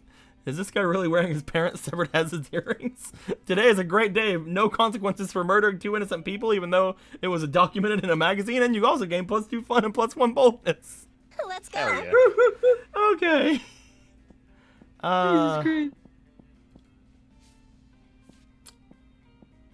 Can't get charm because there's somebody there. Actually, I still can get charm. But I have to get rid of money though. Nah. I guess we're gonna go money still. That day you spent some time with the library's PCs managing your start kicker. You deceived lots of people with a sensationalist video and impossible promises. Nice. You gain +100,000 money, but almost everything goes to cover costs, and you keep only +2 money.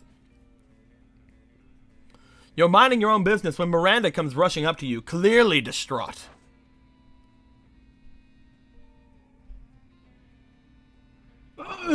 Sorry. He sounds so distraught. Most terrible news, friend! I have just watched a documentary, Game of Thrones, and now I fear for my own royal family. I did not realize how susceptible we might be to random acts of treachery, or how often we romance our siblings.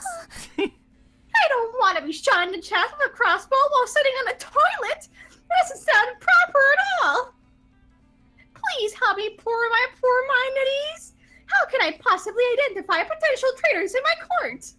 Just keep an eye out for the classic signs, shifty eyes, hooded black cloaks, ordering knives in bulk, or pretty much everybody's a traitor. Just spin the bottle and whoever it points at, kill them.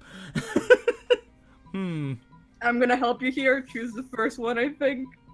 I was thinking about the first one anyway because I like how this one ends up because it just Ordering it's hilarious. in bulk. It's actually hilarious. But that would mean I love this. But that would... You're taking my fucking voice blue. Graceful. Could Lord Darkheart Stabbington be a traitor? Lord Darkheart Stabbington, I fucking love it. Lord Darkheart Stabbington, the biggest man in my court. I must warn Father at once. We have to find a new royal babysitter. A rose by any other name would smell as sweet, unless that name is Darkheart Stabbington. You gain +2 smarts and +1 money as a reward. Sure. Alright. Moon shoes, we got auditorium, class, and gym. The gym right now is taken up by the shop, but you could spend your five money on some more stats. I'm gonna go for smarts. You can go smarts. That day, you're the first one in class. You sometimes come early because you enjoy talking to the teacher. He's a bit bitter, but in a cool way. He treats you like an adult, and the two of you discuss life and stuff in a very snarky way. Look at you, excelling at cliché movie tropes. You gain +2 smarts and +1 valuable life insight. That will help you face the difficulties of being young. I was already negative, so that doesn't do anything. Later, you're sleeping peacefully until a noise wakes you up. The source of the noise seems to be Liam, whose face is the unliving embodiment of disgust itself. So mainstream. Oh boy, a test on vampire weaknesses. How original. Please list all known weaknesses of the vampire. You know, it's pretty problematic to teach everybody at school all the known ways to kill one specific minority. I don't mind that, though. As a brooding outcast, I'm already accustomed to the diversion of harassment of my peers. But what I do mind is how played out everybody's answers are going to be. Steaks, garlic, the sun. Van Helsing called. He wants his cliches back. I've got a good answer, though. It's pretty obscure. You've probably never heard of it. Bet you can't even guess what it is. Oh, a challenge. You give him your best guess. Global thermonuclear war or harmonium music. Global thermonuclear war. I love that game. So bold! Global thermonuclear war! Of course! The world's stockpile of nuclear weapons is a constant existential threat to all beings. One might say, in fact, that we are all weak against global thermonuclear war.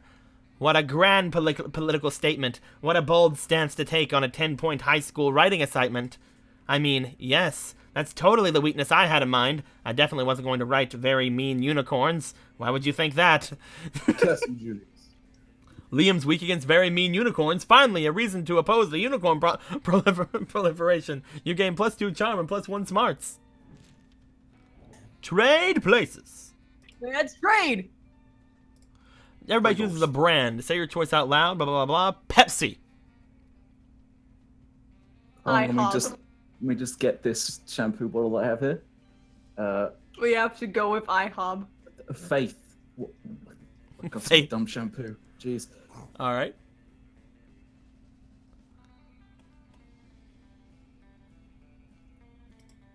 Why That are we was 3 silent? answers.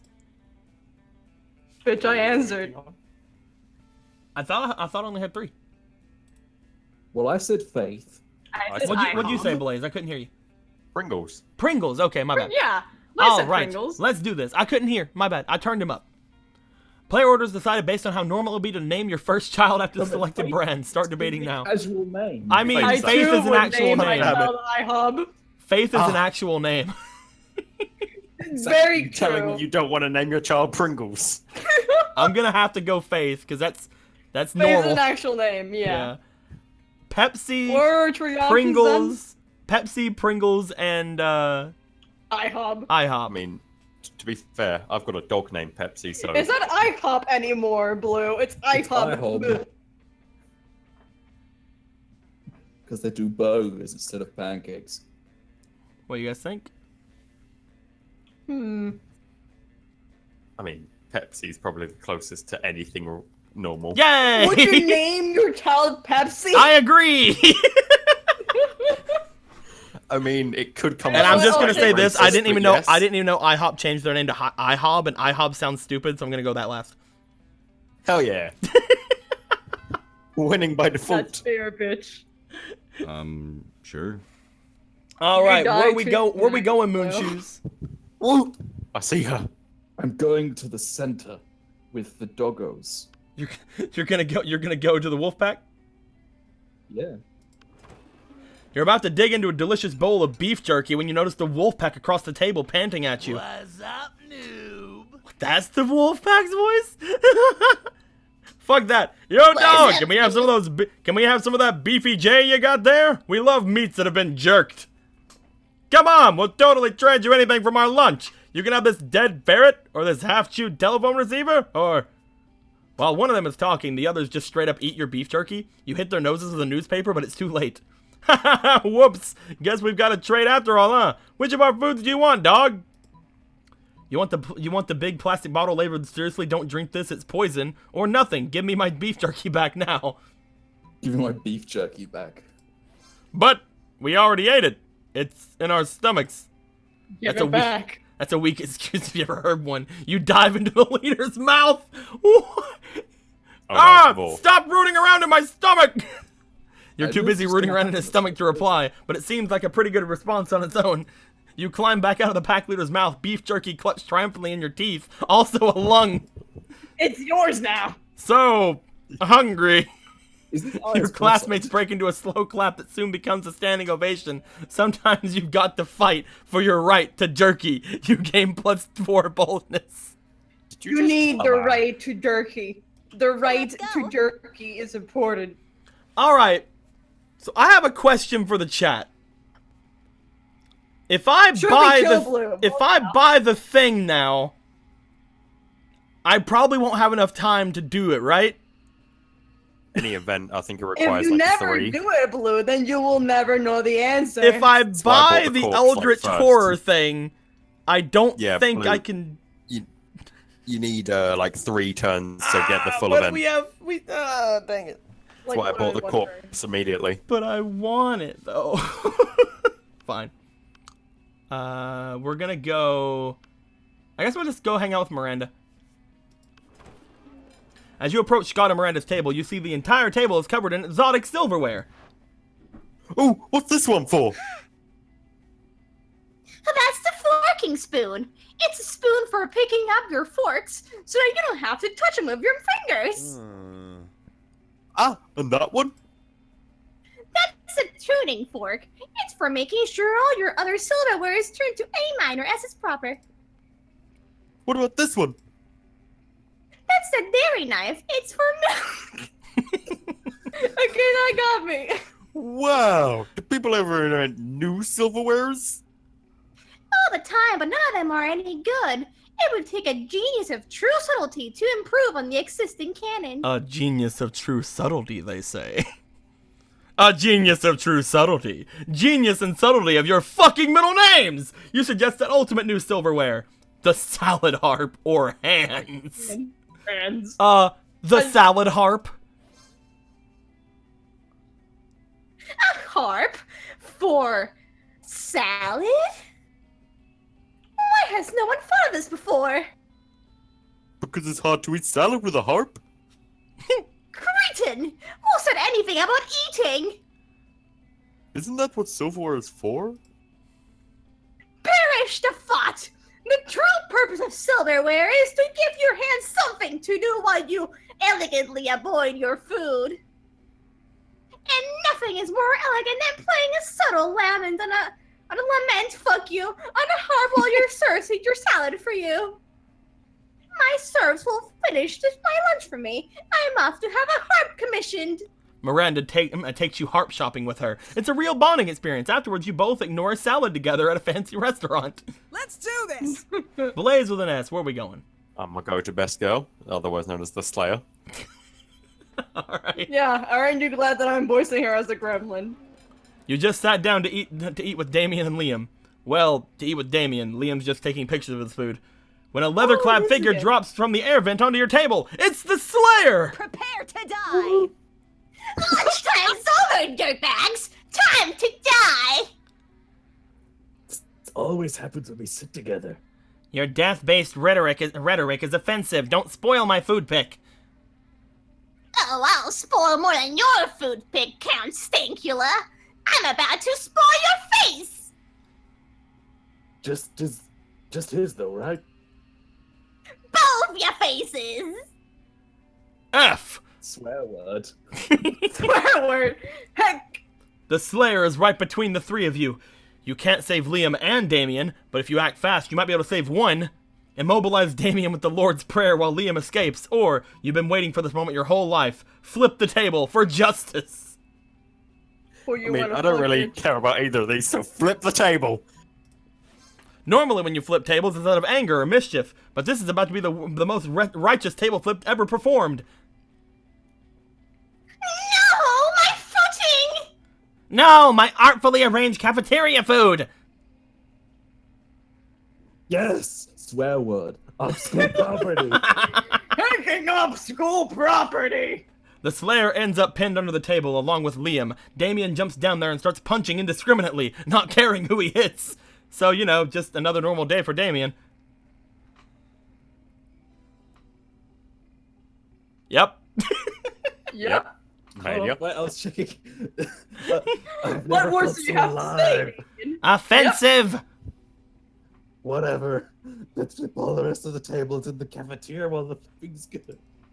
You righteously flip every single table in the cafeteria. With each table you flip, you find Damien is flipping a little more for you. All right. That's our plan to the gungeon. Here comes And ShamWow. Where are we going? Well, there's only one real table right now. Ghost girl and snake girl, let's go, bitch. You arrive at Polly and Vera's table to find them eating. Wait, both of them? Oh, yum yum! I sure do love food and eating. Look at this food go in me. I love this. Yes, this cafeteria sloppy Joe truly has a subtle flavor profile. Finally, you notice the cause of the absurdity. A well-dressed businessman sitting at the next table, watching both women intently. Oh yeah, I know you like this, baby. My eating is realistic and erotic. Be cool, Polly. The man wants to pay us for eating in front of him, not screaming about eating. Is this not what eating is? I forget. While Vera tries to explain eating to Polly, the businessman shyly approaches you and gives a small bow. Much obliged, friend, he says in a soft voice. Are these two fine ladies your friends? I must confess that I have searched far and wide for a suitable candidate to fulfill my rather unusual fetish. Paying a student at a high school for monsters to eat food while I politely watch from a distance. But I find myself unable to choose between which of these beauties to hire. The snake-headed one possesses a certain grace. Yeah, pay me, motherfucker. Pay me to do a thing I was gonna do anyway. But the translucent one has such passion. I don't even know what the money... I don't even want the money. This is just fucking weird and I love it. I love Polly so much. I don't even want the money. This is just fucking weird and I love it. In your opinion, the businessman finishes, which would be the wiser choice on my part? You know what? She's very enthusiastic. The ghost for sure. The ghost she for is sure. So, yeah, for sure. Come on. I've never seen anyone Look eat at so her convincingly. She's just so convincing. The businessman nods thoughtfully. You know, you're right. I've never before have I believed so fully that someone was actually eating real food. Yup, that's me. Eating real food with my real mouth and teeth. Are you kidding me? That's convincing to you? The food is falling right through her body onto the floor. Don't hate me just because I'm efficient at eating. It comes in and out. Don't worry, I hate you for other, more private reasons. It goes right through me. What? Sorry, can't hear you. Too busy eating real food. You team up with Polly to make her eating even more realistic. She passes her food through her body to you, and you eat it for her. It's pretty hot. This is just advanced scat. I hate it. Everyone chooses a movie. Say your choice out loud to the rest of the players before clicking. The Room. Gun the Hat.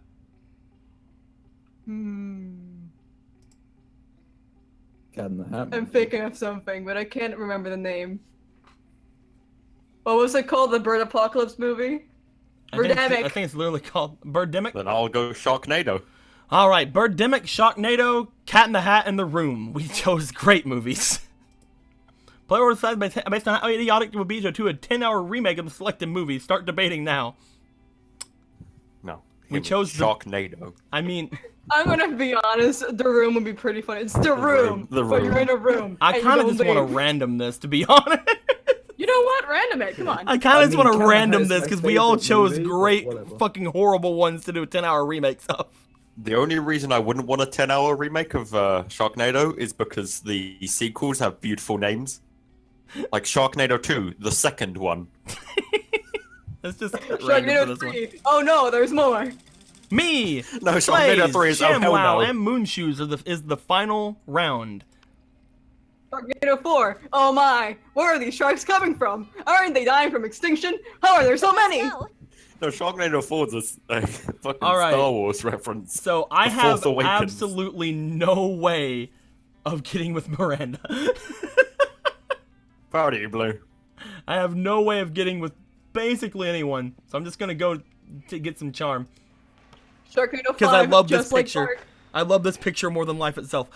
That day, an epic dodgeball match takes place. At one point, you're about to be eliminated by a player from the other team, but suddenly you convince him not to throw the ball at you with a heartfelt speech about the importance of everyone's lives. The player bursts into tears, and you take advantage of the moment of weakness, throwing the ball at him. You lose -5 mercy, a stat that might be useful in Monster Prom sequel, but isn't now, and you gain +2 charm. You see Miranda in her gym outfit in the far end of the gym swimming pool. Wait, the gym has a swimming pool? Why aren't you using it? Why are you always playing dodgeball? Why don't you get to see your classmates in swimsuits? Anyway, as you approach Miranda, she shrieks at her merman bodyguards to tackle you to the floor. No, fuck. Who are you? Are you trying to kill me? I'm just a better swimmer. There's no basis for an assassination.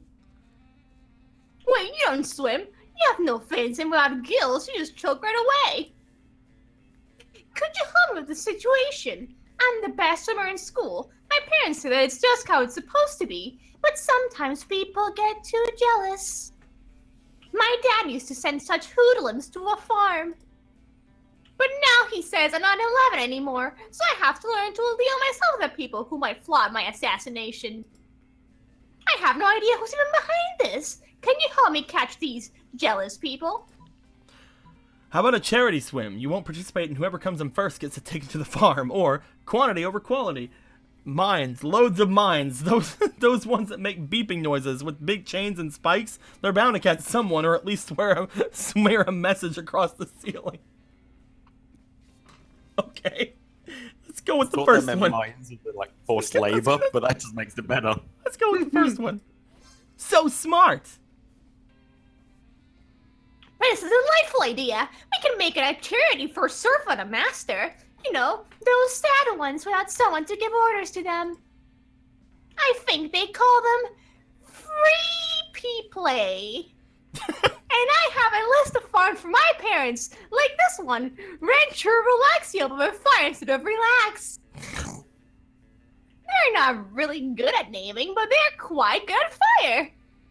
Your idea worked, but we probably should have a talk about your pets. You get +2 fun and +1 smarts. Let's do this!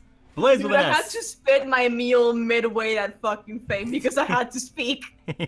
As always, I need to be a smart grill, so class. All right.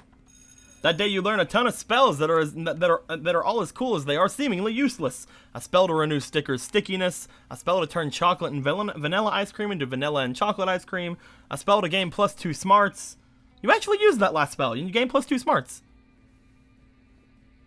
Ah, life is good. You're a successful trendsetter that has moved monsterkind forward to a more corpse-friendly society. Or it would be good if you weren't about to crash into the 3 biggest enemies of progress and inclusiveness. The wolf pack is here. Oh, God. Yes. Are you carrying a corpse? What a lame loser. Corpses are dumb. We're taking your corpses so we can make fun of it. The bigots! Prepare to die! Oh, God. Hey! Yes! Give it to me! I want its loot! Also, you're a monster, right? Prepare to die! The haters! Greetings, my love. It's me, the interdimensional prince! I'm here in your dimension to marry some cute high schoolers. Oh, what is that you're carrying with you? Is it some kind of dry, skinny, funky-smelling high schooler? Can I marry it? And, the interdimensional prince! Let's settle this. Let's settle with the creeps. Or whatever. This dude isn't good news for sure. This can't be good. You're surrounded by jerks. It's time to fight for your corpse and for a more inclusive and corpse-friendly society. But how? No, you're woke enough to acknowledge your corpse doesn't need a Nidus and shining armor to protect it. It can protect itself, or love is always the answer. Wink. I really want to go that last one, but that's probably charm, and I'm pretty sure my charm's bad. And the top one's, I'm assuming something like smarts. First one. Smarts. I'll go the top one. Alright. So smart! You leave your corpse alone. It can defend itself. It actually can't. It's a corpse. But you become so woke that you've achieved level 12 of awakeness. At that level, your awakeness is just so strong it affects those around you. Whoa, bros! I think maybe bullying a corpse, or anyone for that matter, is not cool? And I feel like losing corpses might be bad too. It's a very weird feeling. Maybe it was the cockatrice burritos I ate before. Yes, yes, I know what you're feeling. I suddenly see how marrying a corpse isn't okay. But what about fooling high schoolers into marriage? Can we settle for that? Well, I guess you can't work miracles. Let's share all those newfound realizations on the internet to feel self-righteous and be judgmental and patronizing to other people. The awakeness effect will fade soon, but you've made the world a better place for a few minutes at least. So feel free to feel self-righteous and even to be a bit judgmental and patronizing to other people. Ironically, you ended up saving your corpse. But what's that? What's that you see in its beautiful dead eyes? Is it gratitude? You're starting to form a really nice bond with your corpse. You feel you have a very special connection. Is this what some might call love? Or is it just you hallucinating due to the continuous inhalation of many unhealthy fumes the corpse is releasing as it slowly decomposes? Hard to tell. Only sure thing is that you gain +2 charm and +1 smarts. I have ascended. ShamWow, where are we going? ShamWow is ready. Let's finish this where we started. Let's go to the bathrooms. That day you skip class and just hang out in the bathrooms because you respect no authority. But you don't just stop there. You want the world to know how reckless you are for the rest of eternity. So you do some graffiti on the wall. No way! The graffiti says, I'm bold as fuck. And you know what? It turns out the wall is a magical wall that grants wishes. What a wall! A deep voice resonates from within the wall. It says, well, not bold as fuck, but maybe a bit bold. And then gives you +2 boldness. Oh boy, that's an opinionated wall. Anyway, lucky you. But none of that matters, because tonight you're going on a date with Polly to the casino. Oh yeah, I love casinos. They combine my 3 greatest loves. Bad life choices, risk, addiction, and getting fucked up. Did I say 3 greatest loves? I meant 3, the number between 3 and 5. Sorry, I'm already pretty blasted because I'm so excited about this casino! Come on, let's make some disastrous financial decisions. Show me how fiscally responsible you can be, baby. You heard the ghost. What you gonna do? Walk up to the closest blackjack table and bet it all on red, or find the nearest horse race and literally bet your life on it. I want to literally bet my life on it. Bam! So bold! Whoa, I can't believe there's a racetrack inside this casino. That's usually not how it works. Yeah, of course that's not how it usually works. But monsters don't normally go to high school either, so shut up. How much money are you going to bet? Wait, why did you write my actual life on a piece of paper, sign it in blood, and hand it to the bookie? ShamWow deals in absolutes, baby! I don't know what's going on, but I'm pretty sure it's gonna be sweet! It's all or nothing. I clean up your counter wall or I kill myself! You bet your immortal soul on a horse called Best Horse. It seems like a safe bet. It's Julius again. It's so sweet you're willing to die to become a ghost with me just for laughs at a casino. That's not what it is at all. You're taking a calculated risk. You don't want to die. You don't want to... Phew! Looks like Best Horse wasn't named ironically at all. All the other horses are dead, and you win! Yeah! The odds being what they were, the bookie awards you your life, plus 3 more lives! Apparently you weren't the first person to try to actually betting their life on a horse race. Still, you'd rather be derivative than dead. You gain +2 fun and +1 money. Sure. Alright, Moonshoes, the final place. Where are you gonna go? The finale. I hate how much Green Guy sounds actually like Mania. It's bothering me so much. Like, keep listening and I'm like, is that you speaking? No, it's never. Okay. That doesn't sound that similar to me. You two sound very fucking similar. You have the auditorium, the library, and the outdoors. Do you want to get turned up one last time, baby boy? It's time for the auditorium. No, wait. I'm thinking about it. What do you want to do? Come on, yes. let's help you. Auditorium. Bam! Auditorium. That day while rehearsing for the class play, you are struck by the lightning of inspiration. You come up with the ultimate nickname for yourself. You tell everyone to call you by it, also known as one of the 7 most douchebaggish moves in the world. But the nickname is so awesome, inventive, and appropriate that people decide to go with it. Quite the feat. You gain +2 creativity. We the devs dare you to actually come up with a nickname for yourself and ask players to call you that for the rest of this run. So what's your nickname? Dana. It has to be something actually worth it. Come on, baby. All right, sure. What was the name of the All right. traitorous one earlier? Okay. I guess. Who's the traitor? I guess. With Miranda. I guess Dana's Squeaky to Electric Boogaloo. Yeah, just call me Squeaky. Squeaky. All right, Squeaky. We couldn't get the real one, so we got a fake one. All right, Yeah, Squeaky. a fake one. If you can't buy organic, B-team. store-bought is fine. You look over your shoulder and realize Liam has been staring at you for probably the last 45 minutes. He's so silent. Hey, I was just wondering if you'd like to, perhaps, sit next to me in a large, darkened room while silently passing judgment on a popular film. And afterwards we could adjourn, possibly to an eating establishment, where I can watch and take artistic photos as you consume calories. Well, of course you would! You'd absolutely love to! Oh boy! Are you two going on a date? What? No, what are you even doing here? God damn it, Tony the Tiger. Eavesdropping! But what do you mean it isn't a date? Aren't you asking Moonshoes after dinner in a movie? I am not asking out anyone, and it's not a date. Dating is a cheesy, cliched artifact of a heteronormative monoga coach. What the fuck, dude? I don't. I'm a wordy little shit, and I hate it. Well, if it's not a date, then what is it? Damn, coach! If you can't convince Liam this isn't a date, he may not go out with you at all. You think fast and tell them, it's not a date. It's a date. Wink. It's performance art. Liam forgot to tell you he'll be wearing duck costumes the whole time. Okay, the second one. You sure? It's the only thing I get. Yes. All right. So creative. Duck costumes? Duck costumes? Well, that changes everything. It does? It sure does. I thought you two were planning a romantic evening when you're just planning to show your school spirit. But the school's mascot isn't a duck.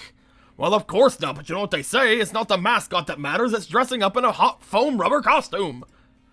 Your aphorisms truly are the best. Thank you. But I suppose dressing up as two giant ducks would subvert expectations to a delightful degree. It's settled. Later that night, you and Liam are kicked out of a movie theater for being giant ducks. Liam writes a scathing blog post about it. It's the best not date you've ever had. You gain +2 fun and +1 smarts. All right, everyone. The monster prom draws near. Who you gonna fuck, Baloo? Well, we all know that. There's only one thing that I'm good at, and that's fucking myself. Yay! Hell yeah. Proud of you. Blaze with an S, what are you doing? I'll go with my real waifu, the dead thing. I'll go on my own. All right. Showtime! ShamWow. Oh no, now I have a social expectation to ditch everyone. Everyone goes on their own. I mean, I am willing to do this, but at the same time, I don't trust Dana. Oh, sorry, I mean, Squeaky. Yeah, we can't trust Squeaky. We cannot trust Squeaky at all. I've always said this, never trust Squeaky. Never trust Squeaky the second. We couldn't afford the real one. It's already a sign for concern. So you know what? I'll flip this. Who do you want to try to go with then? then? Laying around. Let's see. You have a decent bit of fun. We're doing Polly. You're doing Polly? Yep. Hey, Boo. Don't Moon call me Shoes. Boo. Who you Call going me with? Daddy. Liam. Liam? Here we go. Yeah. How ironic. My main. How ironic. How ironic. Let's go. Oh god. Oh no. You asked no one to prom because you don't need anyone else to make the most out of the night. Sometimes you feel like you have to get a date to be anyone in this wicked world, but that's not true. You're your own person, and that's the most important thing. Love is wonderful, sure, but you have no hurry in finding it. Prom shouldn't be a deadline, but a night to remember. Ah, we did good. And you do so. You have a wonderful night. Going alone to prom doesn't mean being lonely. You have tons of fun with your classmates. You rock! Nothing is as sexy as being independent and strong on your own, and people notice, so who knows? Maybe eventually you might date one, or some of them. But today you marry the night. Right. I actually got a good ending! You did it, baby! You did it! You married yourself and won. You finally pluck up your courage. I mean, let's be honest, that's the best person here. You finally pluck up your courage and ask your beloved to go to Monster Prom with you. Yes! It'll be epic, boo! Shit will get pretty wild pretty soon. Only one thing, if I were you, I'd get some good life insurance. Just in case. Woo! Party time! Does this mean I'm technically dating Blue? Prom was wild. Can I go back on this decision? But still not enough for the likes of you. So close to dawn, you decided to keep partying by improvising a dope after party at an abandoned manor house. You partied with a group of classmates for days. Over time, people came and left. Some even died from too much partying. At one point, one of the deities of partying hard appeared, summoned by the deaths of your peers, which turned out to be a sacrifice to him. He declared you his heralds and bestowed upon you supernatural rad party powers. Like endless confetti, whatever that means. He then joined you and you all kept partying for an entire week because that's how you roll. Sure. Moonshoes, you finally pluck up your courage and ask your beloved to go to Monster Prom with you. Prom? That's so... Kits? Kits? Kits? I don't know. And cliche. That it's actually hip! Yeah, let's go to prom together. What a retro thing to do, right? I can wear a tuxedo and all. Ha ha ha ha! It's gonna be wonderful. Technically, a lot of people dated me today. But in an ironic way. I think we can all agree, at least the three of us can agree, I'm the best person to take to prom. I took me to prom. You guys took me to prom. Excuse me, I beg to differ, my waifu. Which one of you said I would? Prom night was dreamy. You and Liam criticized the vulgar musical choices of the band the entire night, and at one point you crashed the gig by joining them with a xylophone and a thimarin. The renowned music blogger happened to be there because some reason he thinks the next best thing will be found at a high school prom or whatever. She said I understood virtually nothing, which probably meant it was avant-garde and too much of an intellectual delicacy even for me. I gave it 0 thumbs up, but only because ranking art numerically is a travesty. Keep an eye on Liam de Lioncourt and Moonshoes, crashing future prom nights. They will wow you. They will wow you. You both keep a copy of the review as a memory of a wonderful night together. Let's do this! And finally, you ask nobody to prom, because none of them are as cool as a corpse. You ask your corpse to prom, and for sure it doesn't say no. So a date it is. You bring your corpse to prom. What a whimsical evening. And nobody judges you, mostly because everybody is doing their own fucked up stuff. So you get a date, you get to date a corpse. Still, that doesn't make it less wrong. For today, you romance a corpse. Maybe tomorrow, you'll romance a sentient being who can really love you back. Baby steps. We all won, guys. We did it. That's actually one of the first times I think I've ever had somebody, like, all people win. We actually did it. You dated. I mean, I tentatively call what you got winning. Yourself, and half of us dated Blue. So most likely to buy Saturn. Hell yes. Ourselves. Most likely to buy Saturn. Yeah. Liam's quote: "Old pond, frog jumps in, the sound of water." I actually succeeded something in my life. We got one new secret ending. We got the corpse ending. Ooh. Those 3 weeks were maybe the most epic and absurd weeks of our lives. After Monster Prom, we kept living our lives, falling in love, battling for friendship, and learning who we were and who we could be. And you know what? As it always does, life happened. And it was wonderful. The monster hunter kept harassing Liam and Damien. On one hot summer night, they ended up having the weirdest threesome ever. It was a life-changing experience for all of them, but they don't talk much about it. What? Damn, I want to see that. What? In the end, the Wolfpack understood that Scott could keep being a werewolf and still befriend other monsters. Just kidding. They remained douchebags till the end, but who cares? Coach saw his bright students grow and become successful and marvelous people. Someone spotted him recently, watching the sunset with a manly tear on his cheek, probably reflecting on the miracle of youth. During those 3 weeks, Monster Prom seemed bigger than life, and then it was gone. Just like that. The battle for Monster Prom might have ended then, but there were lots of battles left in this war called youth. But once again, we were young and unafraid, and we were ready to start. What the? What? What? What? What the fuck? Wait, what? Oh god! Friends. Oh my! Who's gonna get copyright strikes? Oh no. This is fun.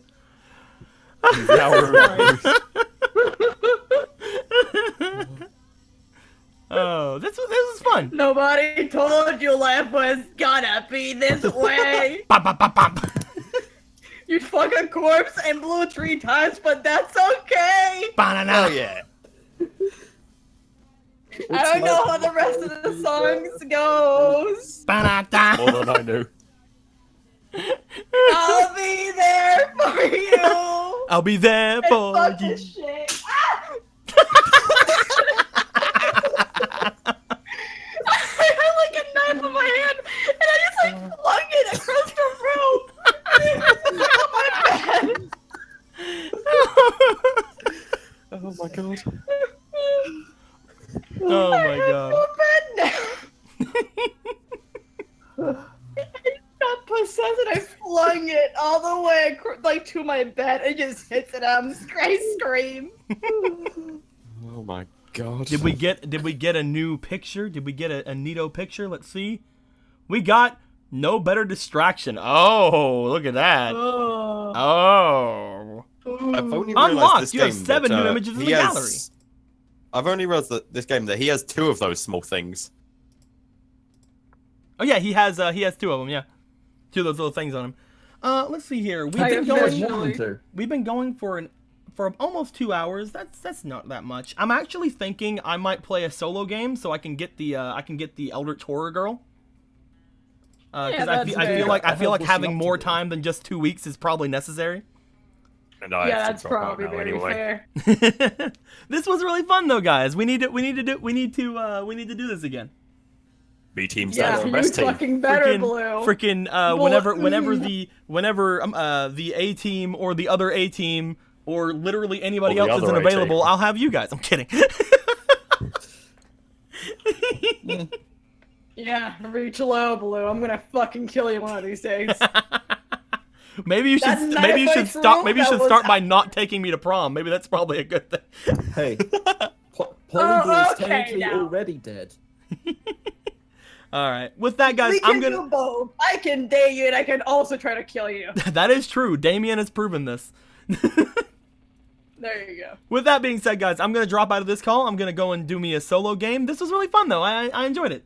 Thanks a lot, guys. It was Thank fun. you for having me. Goodbye, goodbye, Blaze. Goodbye, Wacko. Goodbye, FOMO. Goodbye, my modder people who are in my Discord. Everybody, give them a good round of applause. Rah, goodbye.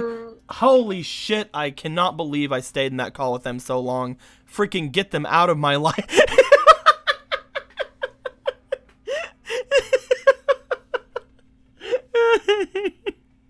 Don't tell them I said that. Gallery? Yeah, let's look at the gallery real quick. Blue, you shit, look at the chat. What's on the chat? What's in the chat? What's going on? Apparently you should go to the gallery. All right, let's go to the gallery. We're going to the gallery. I'm good with that. Gallery. Let's see here. What new stuff did we get? We got... This is a new picture. It's pretty sweet. Pretty sweet. We got... Yeah, don't tell them what I said, guys. Don't tell them what I said at the end. More art. Let's see what we got here. Oh, we got their costumes. Yeah. What else we get? What else we get? We got a new school map concept. Okay. All right, cool. We got this 3D school. That's pretty cool. We got, oh, look at these. Ah, there's one with the magic hat. Look at him with the magic hat. That's cute. That's really cute. What else we got? Got new things with, okay, all right. Anything else down here? Nope. Fan art. Let's look at some fan art. Oh, look at this. What the hell? Cool. We did it. You said, Mania, what are you talking about? No. Blue, you need to listen carefully. I know how to help you with your ending, but I feel like you won't listen. Guys, I'll listen. I got this. Don't. Guys, I'm going to get this ending. I trust myself to get it, so don't you even worry. Let's turn up the music a little bit, because I can't even hear it. I'm not sure if you guys can hear it or not. I can't even hear the music. Maybe it's something doing this. Like, I can't even hear it. I don't know if you guys can hear it or not. I'll put it up there right there. Seems like a good time. We'll keep voices on for now. Message says Ask Mania, call him. No, don't worry about it, guys. Don't worry about it. It's fine. Don't even worry about it. I didn't do anything. I didn't say anything. We're gonna go with play. We're gonna go one player. Is this ending with Eldritch Girl? We're gonna try for it. Can't hear a thing. Let's go back then. Let's go back real quick.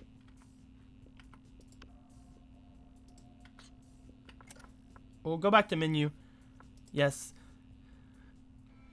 Let's go ahead and go to settings. You can't hear a thing? Let's turn it up by 1. I don't want to get copyright. I don't want to get the stream like demonetized either though. So I can't put it up any further than this. But we are gonna go into it. Let's go ahead and go to play. One player. We're gonna go for a full game. Spooky high school, the sweetest years of our lives. Back then we were young and unafraid. Sometimes reckless, sometimes brilliant, sometimes just stupid, but always willing to live life to the fullest.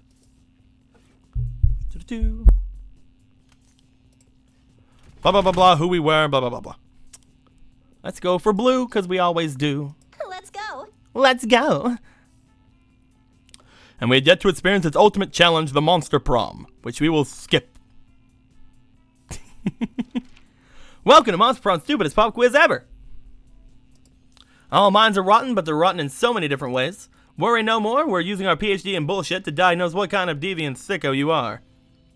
Monster Prom's stupidest pop quiz ever TM will throw a bunch of absurd questions at you and turn your answers into your character's stats. That way you'll learn about the stats of the true selves.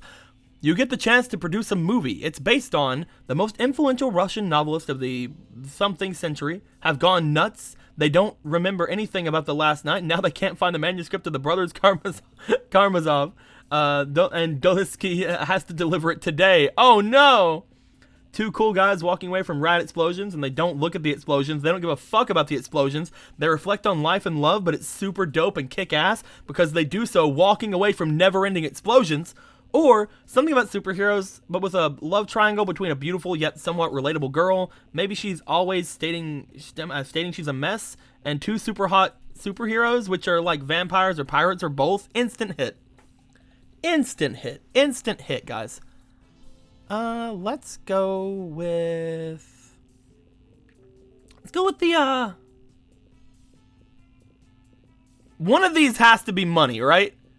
We need some money straight up. I'd say the one that's going to make us the best money is this one. Damn, I was wrong. This one was the money.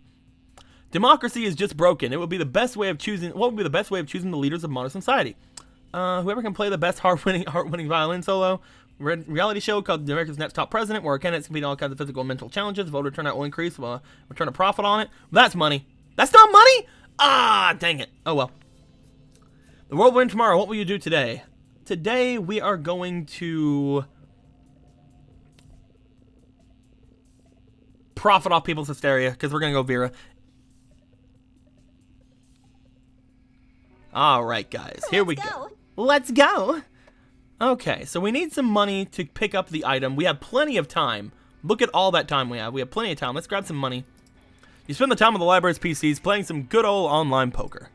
Gambling seems like a stupid and dangerous decision, but who cares? This time it paid off, so fuck it. You gain +2 money. We need 10, I believe? You see hordes of your classmates running away from Vera and Scott, and they're all screaming, "Spoilers!" Great. Have you seen the latest episode of Detective Wereweasel? Wereweasel finally exposed the cartel's entire operation. Awesome, bro. I did. It was. Let's try to. Let's think of something. Let's think of Scott. Bruh. I did. It was so exciting. I peed on my grandma's carpet. Not bad. I know, right? And the cartel's organizational structure is so cool. I took so many notes. Oh, bro. But last night was the last episode. I was so sad. I peed on my grandma's carpet.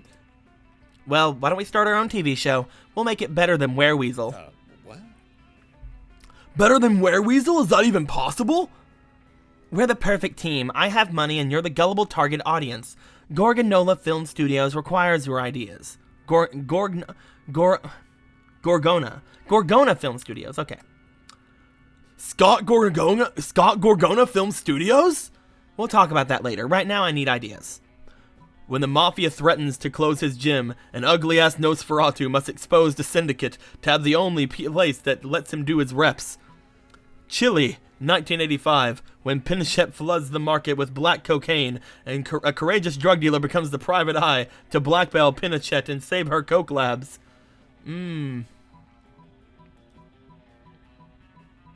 Let's go with reps. I'm not creative. This sucks. But why would Nosferatu go to the gym? He can't even see himself in the mirror. No. Without mirrors, how can he appreciate the beauty of a lovingly nurtured muscle? Ugh. Mirrors? Are you trying to get me to shoot an entire television pilot inside of a room of mirrors? It takes all my concentration not to petrify myself doing my makeup in the morning. Wow, your promise was so stupid, Scott found a problem with it. You can't plus, you lose 3 smarts. Fuck. Fuck. Fuck. We have plenty of time, guys. We have plenty of time. Let's go speak with the interdimensional prince. You're just trying to enjoy a meal in peace when space untwists itself to reveal the interdimensional prince. Greetings, my love. Most glorious hero, thank the squid star I found you. I have been confounded by the most fiendish riddle. A riddle that has vexed me for days, nay weeks. The riddle of how to change the ringtone of my new smartphone. This interface is more torturous than my palace labyrinth. For real, you just grab the prince's phone and change his ringtone to Butts, Butts, Butts, all about those butts by the Booty Bros. My hero, what seems difficult to me is trivial to you. And you even guessed which ringtone I desired, a true all-time classic from the 6th dimensions. There is only one way I can repay you, by bestowing upon you a superpower of your choice. I can do that. I'm a prince of another dimension. I can do all kinds of crazy things you don't know about. All kinds of crazy things besides his phone, apparently. And he really only gives you 2 superpower options. Telepathy or an ass that won't quit.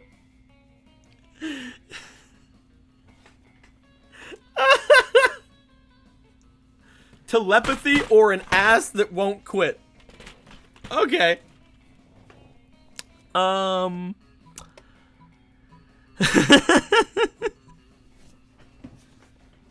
Telepathy, I believe, gives us probably smarts. And the ass won't quit probably gives us charm. You need the charm? Alright. Ah, yes, the choice of a true gentle monster. With a wave of his magic wang, and the prince imbues your ass with a boundless work ethic. By day, your ass amazes your classmates and creepy teachers. By night, it does your homework for you. All that work makes your buns super tight. You gain +4 charm.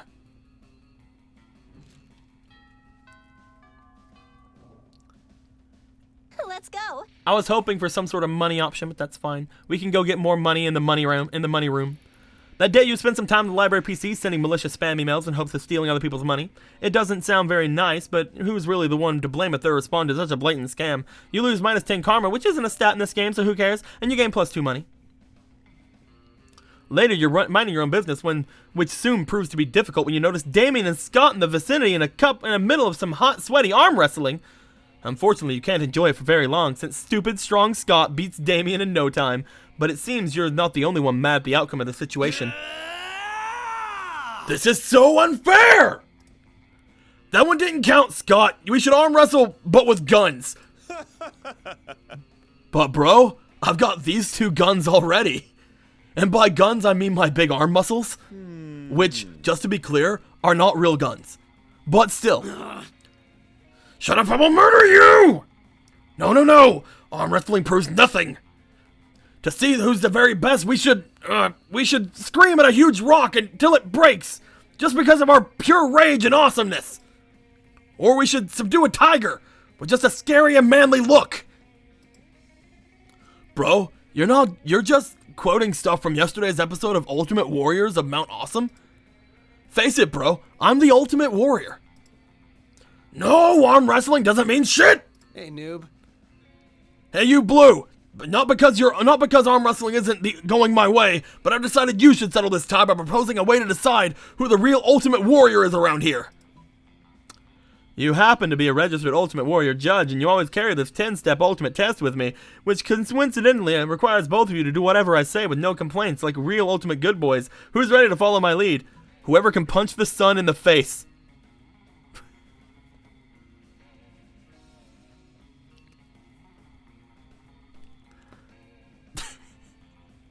What? Whoever can punch the sun in the face. Huh. I don't think this seems like it's smarts. So I think we should punch the sun in the face. I feel like that's boldness. I have 7 in boldness. Let's go with that. So bold! I don't know, bro. That doesn't seem possible. I'm fucking in! I'm gonna punch that stupid sun right in the face. I'm gonna be the very best. Anyway, I wanted to punch the sun already. That motherfucker thinks he's more fiery than me. Are you sure about this, Damien? Isn't the sun like a big ball of gas without any real face on it? That's what the little sun-fearing loser would say. Also, how do you plan to get there to punch it in the face anyway? The sun is like super far, Damien. No, it's like super far. I'm like 86% sure you can't get there with a ladder. Yes, God, I know, I'm not an idiot. That's why I'll be using a really tall ladder. Okay, it seems the two of you will need to work out the specifics on that later. Nah, bros, I'm out. This plan doesn't sound very nice or very possible. Also, the sun and I are pen pals. What?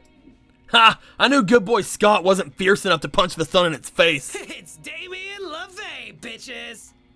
But me, I'm Damien fucking LaVey, and I'll punch the sun in its fucking face because of all the bad things it's done, like UV radiation and shit, but mostly because of pure gratuitous violence, and because I want to become the Ultimate Warrior no matter what! Are you free in the next few weeks, Blue? I'll be needing your smarts to come up with a good plan for not dying while punching the sun.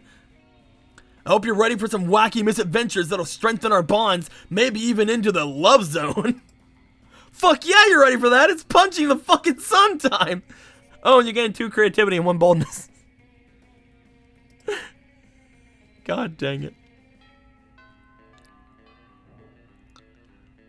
Voicing all these loud boys. It's starting to get to me. We need more money. That day you spent some time in the library PCs managing your start kicker. You deceive a lot of people with sensationalist video and impossible promises. Nice. You gain plus 100,000 money. But almost everything goes to cover costs, so you only keep plus 2 money. After you're counting and recounting your money, you're hoping to find an extra $1 when suddenly... Bro. Oh, God. Hey, Blue! Look! Look here! Look what I have! Isn't it shiny? Scott holds aloft a roll of duct tape, which you concede is indeed shiny.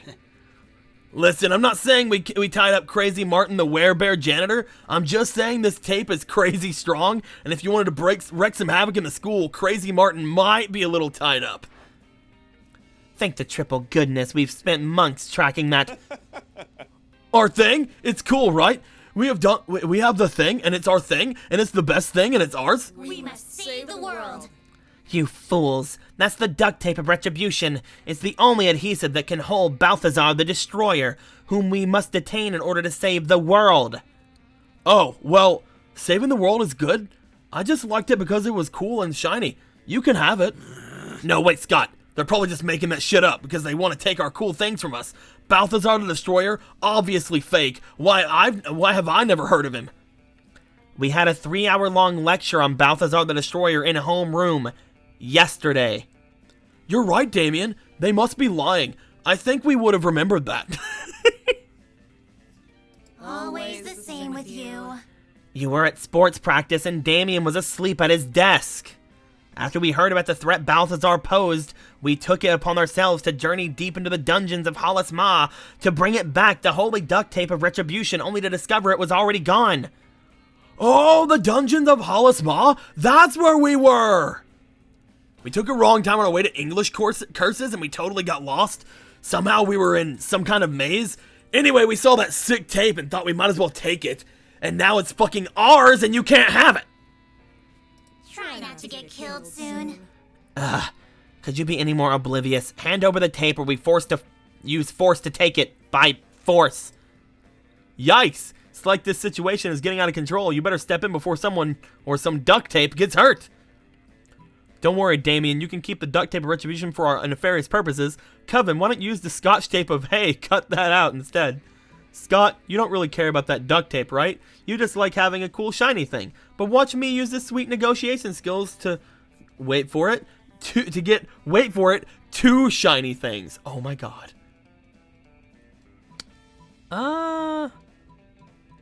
What should we do? What should we do, guys?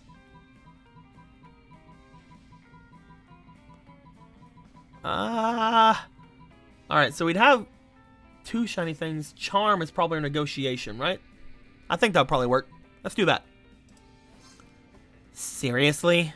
We said we needed a magic artifact to save the world from the likes of Balthazar, and you're making us barter for it? That was sad. God, you guys are pathetic. The Coven's leader, Joy, you're like 90% sure her name is, although I always kind of feel like one person to you, rummages around in her pockets before drawing out two shiny things. Here are two shiny things. A broken glow stick from the last Dark Arts Con we attended, and this ceremonial dagger. Damn, that is one nice looking dagger. I'm into it. What kind of fierce guess did you have to complete to get a hold of that baby? Actually, I just bought it at a Dark Arts and Crafts store. You bought it at a store? Awesome, bro. That's even more amazing. Do you know how hard it is to go to a store and buy that thing you're supposed to without losing the money or eating the money or thinking that you lost the money and finding out that you ate the money? How have you not been expelled yet? We must save the day. Do we have a trade or not? Hooray! Yes, two shiny things, hooray! The trade is swiftly made, and the Coven leaves to go save the world or whatever. The important thing is Scott and Damien are now in possession of two shiny things. And from the equally shiny smile Scott is flashing you, you're thinking you might be in possession of a prom date. You gain +2 boldness and +1 fun. Hell yeah. Now we are at lunch. Let's We can go. go buy the thing. Show me that money. Here it is!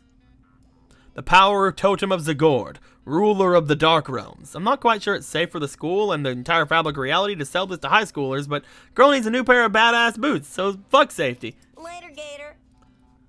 Yeah, who would want to save money for their college fund when you can spend it on weird stuff that's most likely useless? That's a spirit, champ. Hell yes. Evening. Let's go. So people can keep going to the gym, but the gym is the thing right now. So, what else do we probably need for this? Maybe boldness? We already have plenty of boldness. Go to the gym anyways? Really? You sure, Ray? Bold? We already have 10 boldness. We already have 10 boldness, though. Alright, whatever. That day you skip class and hang out in the bathrooms because you respect no authority. I guess some people just want to watch the world burn by skipping class and hanging out in the bathrooms. You get +0 shits and gain +2 boldness. Later you're strutting your stuff with your new totem when it attracts some unwanted attention. Eee, what a cute dark deity totem you're rocking! Aw, it is so tiny and sweet compared to the dark gods of the ocean. Poor helpless little totem. Blood gushes forth from the totem's eyes, streaking its face with a sinister red. Oh no! It's hungry, poor little guy! Is that it, cutie patootie? Are you hungy-wungy? Oh my god. The totem's mouth stretches open farther than it physically should be able to, and a swarm of locusts burst forth. We need to find it a yummy for its tummy sacrifice. No princesses, though. I'm sure that's not what it wants anyway. The totem burns fiery hot and icy cold at the same time. Aw, you better find a great sacrifice for the little deity and make the gals happy, too. Start a giant sacrificial bonfire of weed, or be self-sacrificing. Sacrifice yourself. That sounds pretty bold. That sounds bold as fuck. That's charming. Oh my gosh, you're going to sacrifice yourself, my hero. Yeah, not gonna lie, that's kind of hot. The totem glows fiery red with eager anticipation of your blood sacrifice. Luckily, you have the powder of starfish in your backpack. After a sketchy drug deal with a Selkie, you take a swig of it, then casually chop off your own limbs. Heck yeah, hardcore! The totem grows impossibly large, or do your severed limbs grow impossibly small? It's hard to tell. The perspective seems kind of fuzzy, but that could be the blood loss. Regardless, the totem swallows your limbs whole one by one. Gentle earthquakes ripple across the school, and you know in your heart that the totem is pleased. Sitting up. That was so sweet of you. Who knew such nobility could lie in the heart of peasants? Crushed it. Thanks to the power of the starfish, your limbs grow back in no time. You gain all new limbs, and you gain +2 boldness and +1 charm. Ah! I don't think we need boldness anymore. Let's go. Alright, now we can go to the gym, but we already have 10 charm. You guys sure we don't need any smarts or anything? Like, do we need any smarts? We only have 3 smarts and 5 creativity. What do you guys think? I'd like to get maybe some creativity. Just in case we need it, you know? Alright, let's go to the gym! That day an epic dodgeball match takes place. Everything seems lost, leading to a spectacular comeback. You're clearly a natural born leader. You gain +2 charm. Alright, Ray, I get it! After your workout, you notice Scott is standing around with a really unpleasant look on his face. Normally, Scott has a very pleasant look on his face, maybe with his tongue hanging out a little. Right now, it's not hanging out at all. As you get closer, you see, what's that he has waving inside of his mouth? You ask him what the hell's going on.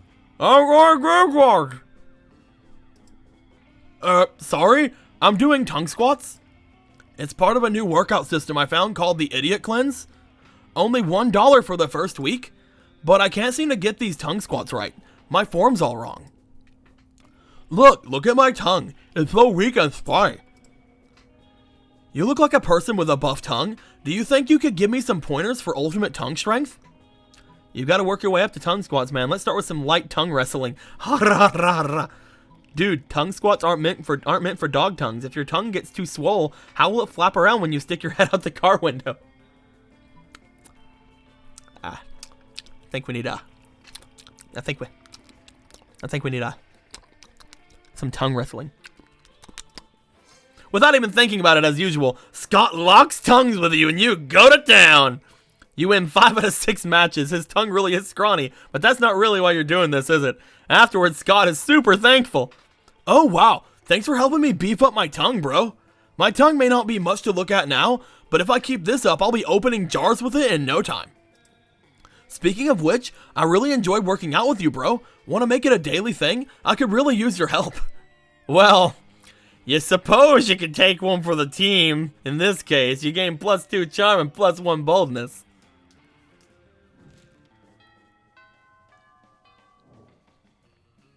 Let's go. Let's go to probably the Coven. Get some stats. I think that's probably good. You approach your chosen table and find it already mostly taken up by the Coven. They're huddled around some kind of glowing artifact. But we only get 1 wish, not 3, so it's important for all of us to agree before we release the genie. Hope you've already expressed your wish for a secret hideout with a mini fridge and a foosball table. Faith has argued as fervently for world peace. We must save the world. But as the leader, I think its most suitable option is for a mythic sword that can instantly slay this season's big bad, and Hope and Faith immediately object to Joy, calling herself the leader, and the 3 of them soon devolve into a shouting match. Amidst the commotion, you can't help but notice that the wishing lamp is totally unguarded. Without really thinking about it, as you ever do, you rub the lamp, release the genie, and wish for a bag full of quarters or a machine to successfully reheat French fries.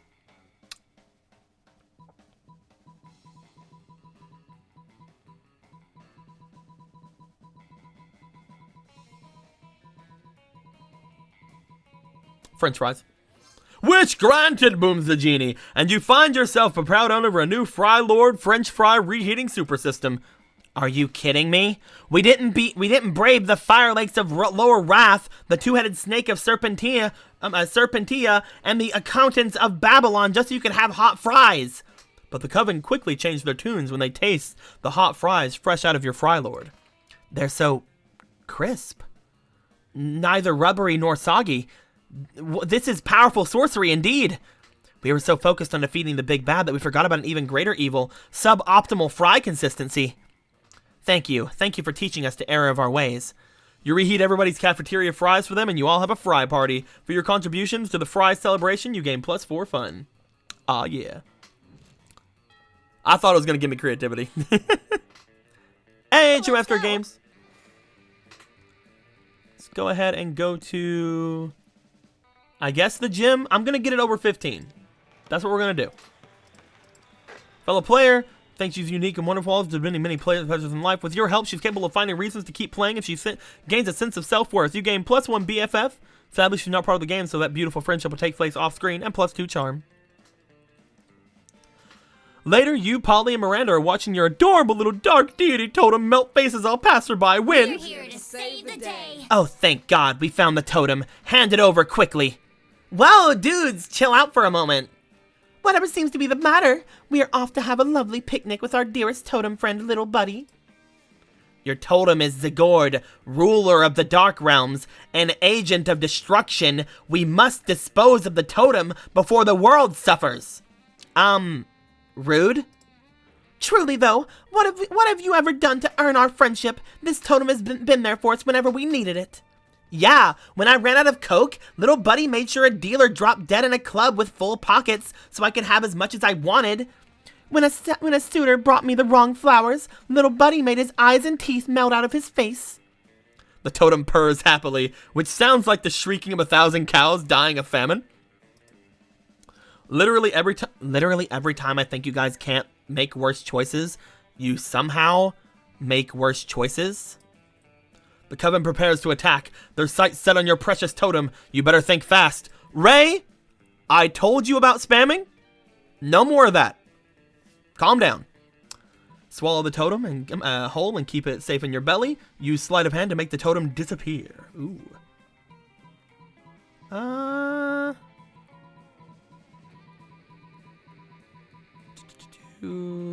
I think we're gonna swallow the totem and keep it safe in our belly.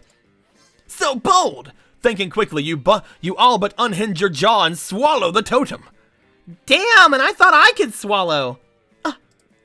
Don't worry about it, hun. Why would you do this? You just swallowed a dark deity. How do you not understand the repercussions? Did you not hear the whole part where the totem makes lots of cool shit happen for us? Why would we give that up? For the fate of the world. The three of you exchange glances. Nah, doesn't sound like a good reason. You are truly... Ah, shoot. That's the Coven signal. We're needed elsewhere. With that, they disappear. You're safe. You're safe, little buddy. It's time. It's okay to come out now. The dark deity totem floats up your throat and out of your mouth. It hovers in the air for a moment, glowing sinisterly, before falling back into your hand. How is it so cute? The totem lives another day, possibly to destroy the world. Yay! You gain +2 creativity and +1 boldness. Why would it give me creativity? Interesting. Back in the morning. Let's go. Let's go. We have 16 charm, 12 fun, 16 boldness. We'll get it to 20. I'll get it at 20. We'll do that. That day an epic dodgeball match takes place. The match is important because human interactions within it. You're in your peak when you decide to go for the overkill and wink at one of your teammates. He's totally mesmerized. It's the most epic wink ever. Damn, you know how to win over people's hearts. You gain +2 charm. Later, you find Scott sitting on the bleachers talking to himself. And victory is like a car. You just gotta chase it and... No. It's no use, bro. The big game's this weekend and I'm the quarterback. So I gotta give a good pep talk, but... Well, I don't know how to talk pep, bro. I've got plenty of pep inside of me, but how do I make it come out of my mouth? I've tried using words, and different words, and even grunts and growls, but my teammates just look at me in fear and confusion? Do you think maybe you could help me with my pep? Of course you can. You say your secret to an extra peppy talk. Here, wear my lucky underwear. My talk is always peppier when around my nethers. This is not supposed to be a pep talk. It's supposed to be a pup talk. Bring all your baby brothers and everyone will get pupped for sure. Oh god, that sounds great. So fun. Oh yeah, that makes way more sense. I don't even know what pep means, but I know what pup means. I've got plenty of those at home. Scott comes the next day with an armful of half toddler, half wolf pups. They're adorable, they're horrible, they're adhorrible. The rest of Scott's team doesn't know whether to flee in terror or snuggle up with the little guys. Oh look, everyone's getting along. They all love each other. This is going way better than expected, since I forgot to feed the little guys before I brought them over here. Strange, the wolf pups don't seem hungry at all. Also, the other team mysteriously fails to show up to the game. Win-win! You gain +2 charm and +1 creativity. Aw, yeah. Let's go. Let's see. I think we'll go for more stats. We'll go with the Coven. You're enjoying your meal in peace when you hear the unmistakable sound of 3 throats clearing. Ahem. Ahem. Ahem. Yes, hello. As you know, it is customary for a benevolent witch coven to have as an ally a malevolent creature of some sort. And since Liam has apparently decided he's too cool for us now, I mean, because of your incredible resume and good looks, we're here to save the day. We've decided to accept you on a trial basis as our supernatural companion for one adventure. Adventure not to be exceeded by 3 episodes or a eclipse in the main plot arc. As a consideration of your willing participation, we'll even allow you your choice of adventures. 3 episodes, you can knock out one of these adventures by the end of lunch, and that actually sounds fun. The Coven gives you 2 options. Stop the crime ghosts who've been tearing up the children's bodies and using them to rob banks. You have a never before seen plan. Take on the greatest villain of all, income inequality.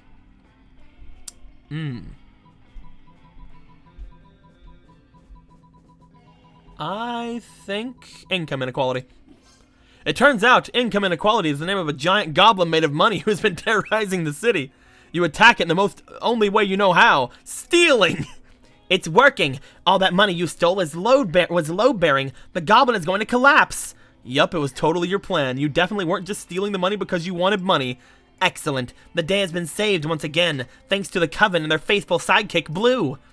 Turns out the best way to defeat income equality is by robbing from the rich and giving to yourself. You gain +4 money.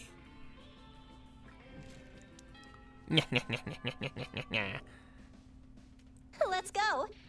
All right. Let's get boldness up to 4, or up by 4, up to 20. I mean, that day you skip class and hang out in the bathrooms because you respect no authority. But you don't just stop there. You want the world to know how reckless you are for the rest of eternity. So you do some graffiti on the wall. No way. The graffiti says, "I'm bold as fuck." And you know what? It turns out the wall is a magical wall that grants wishes. What a wall! A deep voice resounds from the wall and says, "Well, not bold as fuck, but maybe a bit bold." And then you gain +2 boldness. Oh boy, that's an opinionated wall. Anyway, lucky you. After you're considering using the bathroom for its intended purposes for once, only to find that the stalls are occupied by the wolf pack. Always believe in yourself. Now I want a good, clean competition, and you're all winners just for trying. Bros, the way to be a winner is pissing contest. The pissing contest is to be the winner. The winner of a pissing contest. Yeah! P-I-S-S-I-I-I-N-G. Now, that's not quite how it's spelled, but yeah, close enough. Oh, hey, Blue. Are you here to watch the competition? I love when a sports team gets to try different sports. They judge the P on every level, color, strength, and smell. All the important things about werewolf pee. I really hope I win. I hate to be a loser in front of my fellow wolves. How can I make sure that my pee is the winningest pee? Drink 3 times your body weight in yellow food dye to make sure you have the brightest pee. The best pee was inside you all along. I'll pee too, in solidarity. Huh. Let's see. The best pee. The best pee was inside you all along, bro. Really? I'm going to have Blue beside me? This is just the confidence boost I need. Everyone in position. Ready, set, pee! The wolves begin to pee ferociously, but none are more ferociously or peeingly than Scott. This might be because you're standing next to him, doing so badly in comparison. Apparently, you're pee shy and basically a leaky faucet besides Scott's hurricane. He's declared the winner, and you're the ultimate loser, but just when it seems you might be the laughing stock of the whole school. Listen, everyone. It doesn't matter if Blue is horrible at peeing. I may be the actual winner, but everyone is a winner in their hearts and in their bladders. Everyone applauds. Scott winks at you. It's the wink of someone whose friendship with you, or maybe more, is blossoming. You gain +2 charm and +1 boldness. Ah, yes. We did it. Let's go. Let's go. I'm starting to worry about my smarts. I'm gonna get +2. Also, I love this picture more than life itself. That day you listen to your elders and learn valuable lessons. Sometimes after all the monster nonsense and the dating gimmicks, you forget that attending class is supposed to be the primary activity of this high school. You gain +2 smarts. Today in Monster Math, it's Scott's turn to stand at the board and solve the equations. You'd think that he would have prepared for this, but as he passes your seat, he whispers, Bro, help me out, bro. I spent all week doing sit-ups and I didn't study at all. Just signal me the right answer somehow, please. I'll eat your homework for you next time you need an excuse. Before you can answer, Scott's up at the board, looking awkward as hell, with a chalk in hand. What's your plan?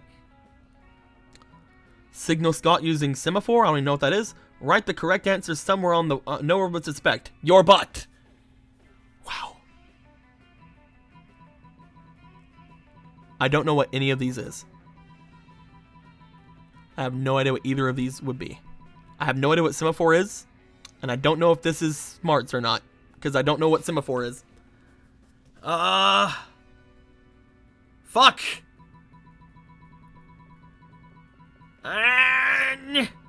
But so bold. You've been waiting all day for an opportunity to show your ass to the world. My ass won't quit, by the way, as well, so that's something. You hastily scribbled some equations on your butt, climbed up on your desk, and dropped trow. Everyone is so fascinated by your bodacious, glistening ass that they totally miss the equations written on it. Scott takes a while to copy down all the answers, but that's fine. Everyone is too fascinated by your ass to look away. It's hypnotic, like a cobra.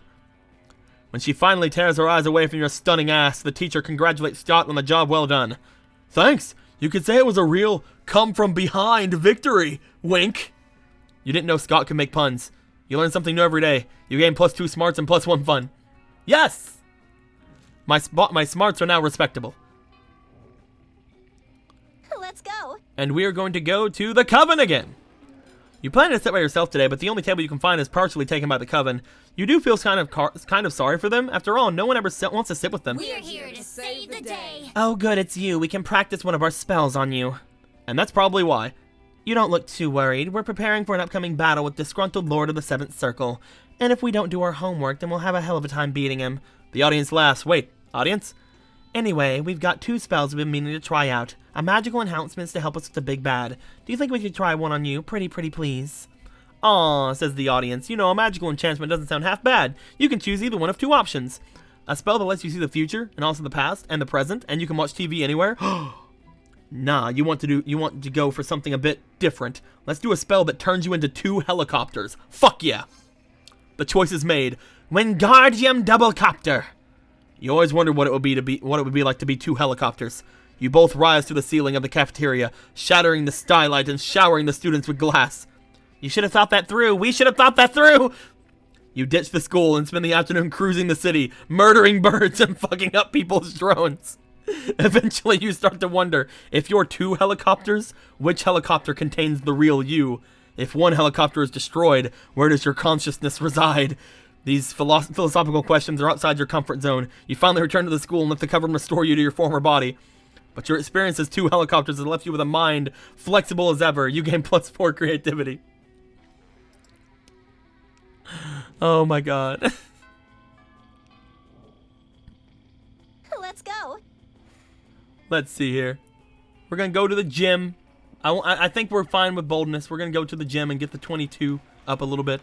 That day, an epic dodgeball match takes place. The match is so intense that both teams are so into it that you decide to raise the stakes by betting a part of your charm against the other team leader's charm. That commitment amazes your whole team, and their spirit is fueled by determination. Finally, you win. You take 2 charm from the other team's leader. Now she's a little bit less fabulous.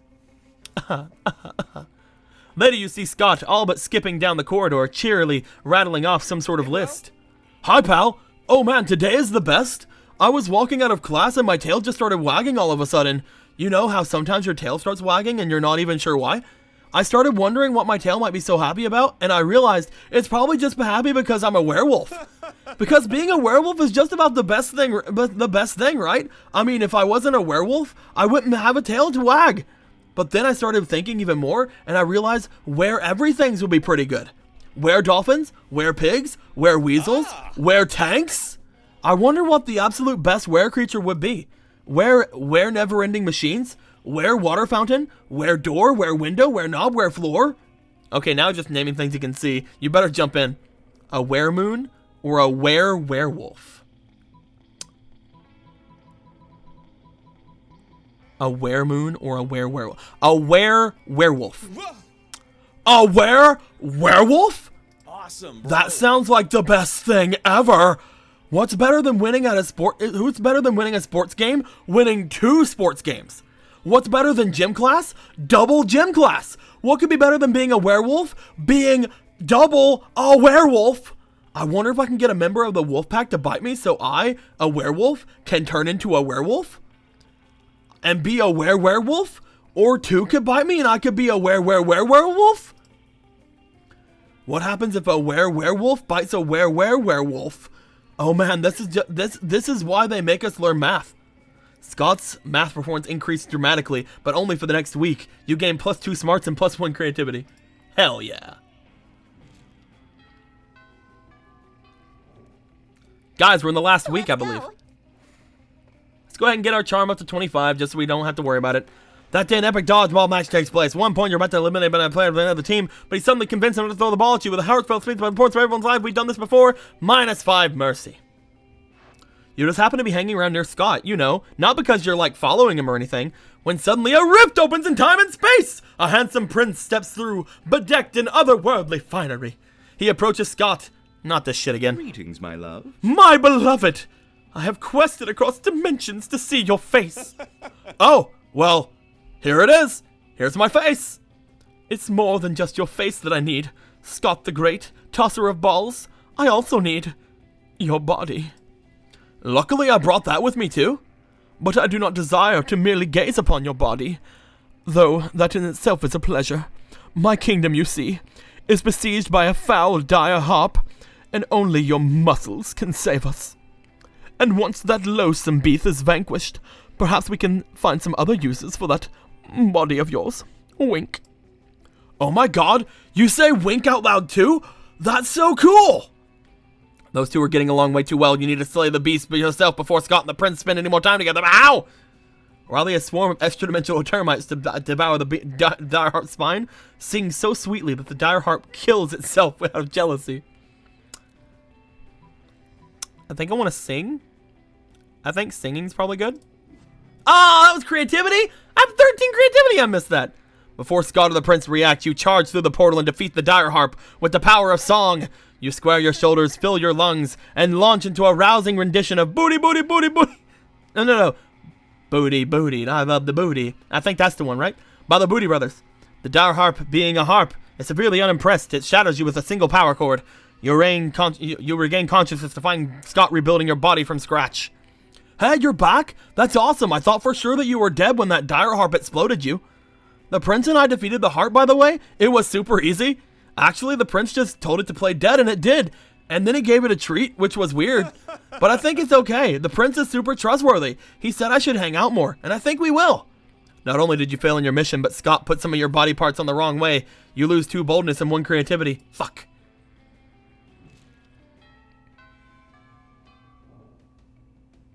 Let's go. Let's go ahead and go for the wolf pack. You puff yourself up, hoping to look as big and tough and sporty as possible as you take your seat next to the wolf pack.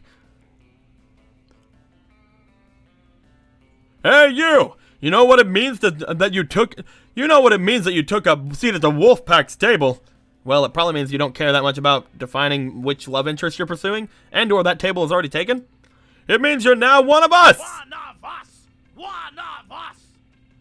One of us! One of us! One of us! Don't get this wrong. The second lunch is over, we 100% go back to hating you because you're weak and not at all our level, bruh. But for now, you might as well enjoy living your best werewolf life to the max! Sometimes we just like to stick with the classic blankety hating of all other monsters, but other days we like to be aggressively inclusive. And you caught us on an aggressively inclusive day! Yeah, bro! So what classic werewolf activity do you like to get on those grief glorious moments while you get to be the part of the T-E-A-M-E? Correcting the spelling of team probably isn't a classic werewolf activity. Better go with something more like howling at the moon or practicing ikebana, the Japanese art of floral arrangements, just super wolfy. Let's howl at the moon. We love howling at the moon, but flirting with the moon is even better. Let's go outside and flirt with the moon right now. You head outside where the moon is visible in broad daylight because why the fuck not? You kick things off telling the moon that you're sorry to bother her, but you just wanted to say how much you appreciate the way she controls the tides so gracefully. Then the wolf pack steps up and continues in the charming yet respectful tone you set. Hey moon, is there a mirror in your pocket because I can see myself in your pants? Lol, never mind then.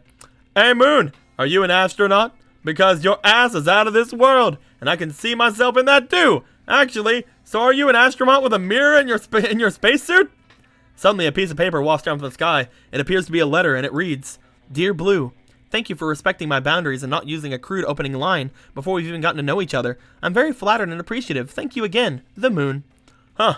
I guess maybe it's a good idea to be respectful to women and treat them as people, even when sometimes they're the moon and not people. Yeah! Being respectful to women is the best! Let's get some pussy by being considerate and respectful! Woo! And with that, they're off. You hear laughter and look over to see Vera and Polly deep in conversation. A letter from the moon? Classic! I can't believe they fell for it.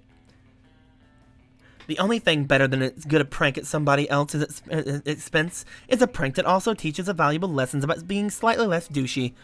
Ah, well, that makes a lot more sense than the moon actually writing a letter. But you still gain +4 charm for not being disgusting. That's pretty cool.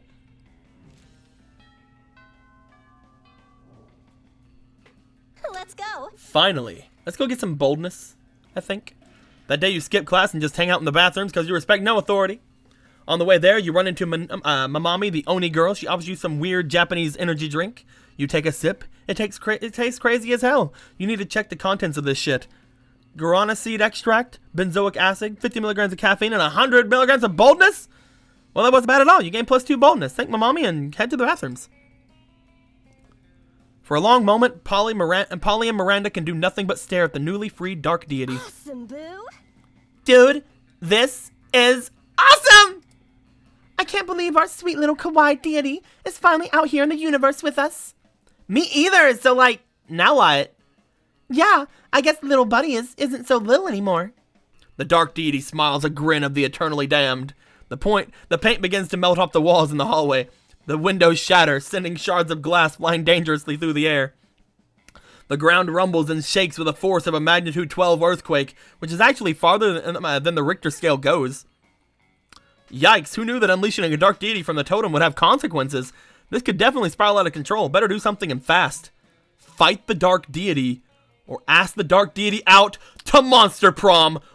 Worth doing it! So charming! You immediately drop to one knee and pull out a beautiful bouquet of blood-soaked daisies. Oh my god, what? Squee! You make your pitch to the dark deity, citing all the wonderful times you've had together, annoying the coven, making sacrifices, melting faces, and how much it's all meant to you. The dark deity blushes and cracks a creep across across the grass of the windows. That's the nicest thing anyone's ever said to me in several millennia of existence. Do you really, really feel that way about me? The dark deity flutters its eyelashes and birds drop dead from the sky. Oh my gosh, oh my gosh, oh my god, oh my god, oh my god, oh my god, oh my god, oh my god. You assure Zagord, ruler of the dark realm, that yes, your feelings are on the level. This is amazing! It's been a while since anyone's... I know, Ray, don't worry. It's been a while since anyone's... I need to protect my fragile heart. Aww. Let me think about it, okay? Totally okay. Wait, are you going to Monster Prom with your dark deity? Could be. You might have gained a prom date, but you definitely gained +2 boldness and +1 charm. The monster prom draws near. Yay! Bam. Let's go. You asked nobody to prom, because your heart now belongs to an ancient dark deity. Last time Zagord told you it was thinking about your proposal, you decided to go to prom and wait for it to appear. You believe from the bottom of your heart that your feelings are mutual, after everything you've lived through together. And you're right. You have the cutest and nicest date together. You even hold hands, or whatever Zagord has for hands anyway. In a moment of vulnerability, Zagord, ruler of the Dark Realm, shares its deepest thoughts with you. You know, I've been told for millennia that I was meant to be a dark deity whose only purpose was bringing this reality to its undoing. But I've realized I don't need to be who I've been told to be. I've had more fun these days with you than in the many millennia plotting this realm's demise. I think being a dark deity is not in my true nature, no. I might really be a high school girl. The dark deity shapeshifts into a purple tentacled girl. Say goodbye to Zagord, ruler of the Dark Realms. From now on, you can call me Zoe. We did it. We did it. We did it. And there's our Zoe, I think. I think that's our Zoe. Those 3 weeks were maybe the most epic and absurd weeks of our lives. After Monster Prom, we kept living our lives, falling in love, battling over friendship, and learning who we were and who we could be. You know what? As it always does, life happens. And it was wonderful. Scott unexpectedly ended up in film school and partnered with Vera to create their own TV show. It was bought by Netflix, since Netflix is now airing anything, even crazy TV show co-created by recently graduated high schoolers. Damien loved fire to the very end. Unfortunately, that wasn't a super legal affair, and he ended up in prison for arson. Fortunately, prison was flammable. Miranda used her vast surf knowledge to get a job at handpicking the best surfs for other people. Unsurprisingly, she ended up leaving her surfs to do the work. During those 3 weeks, Monster Prom seemed bigger than life, and then it was gone, just like that. The battle for Monster Prom might have ended then, but there were lots of battles left in this war called youth.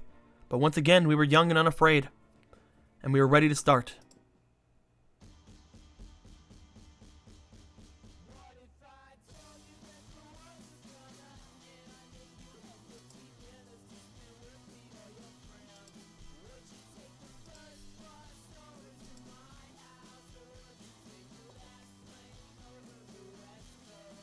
We did it. Guys, that was pretty fun. We went through an entire long run. How long did it take us to do that? It took us about an hour. That's pretty good. We did that in about an hour. That's pretty good. I liked it. Being all the deep people was a little bit hard. I usually have other people doing this stuff with me, so after having like, I don't know, man, after doing one, like then doing another one, this is crazy. Oh, stretch. I wonder if we're gonna get a new picture. I want a new picture. Stretched. Hooray. Now for another run? We've been going for about 3 hours. I don't know, maybe. We'll see. We'll see if I can grab other people or not.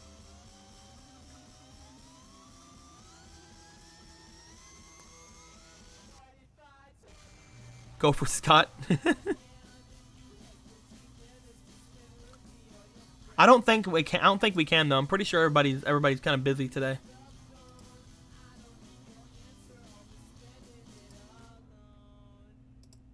I didn't get one. I can get a picture. I didn't get one here at least. 5 new images in the gallery though. That's pretty cool. Let's go to gallery. We got endings.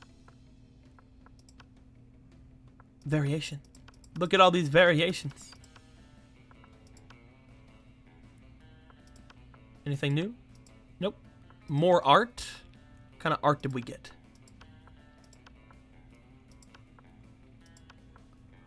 We got this art. Ah, look, it's her. It's blue. Ah, so cute.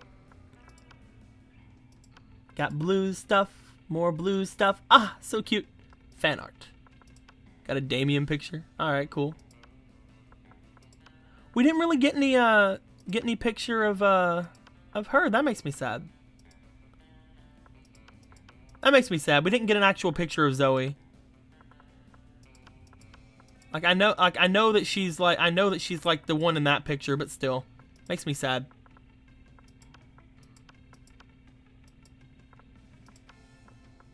Let's find it. Let's find it so we can look at our Zoe. Look at her. She's so cute. And there's this guy over here. I wanna know if he's an actual thing or not, or if he was like a placeholder for like things or like other things. Just look at him. He's cute. He's like a little swamp thing boy. I like him. I like that swamp boy. But yeah.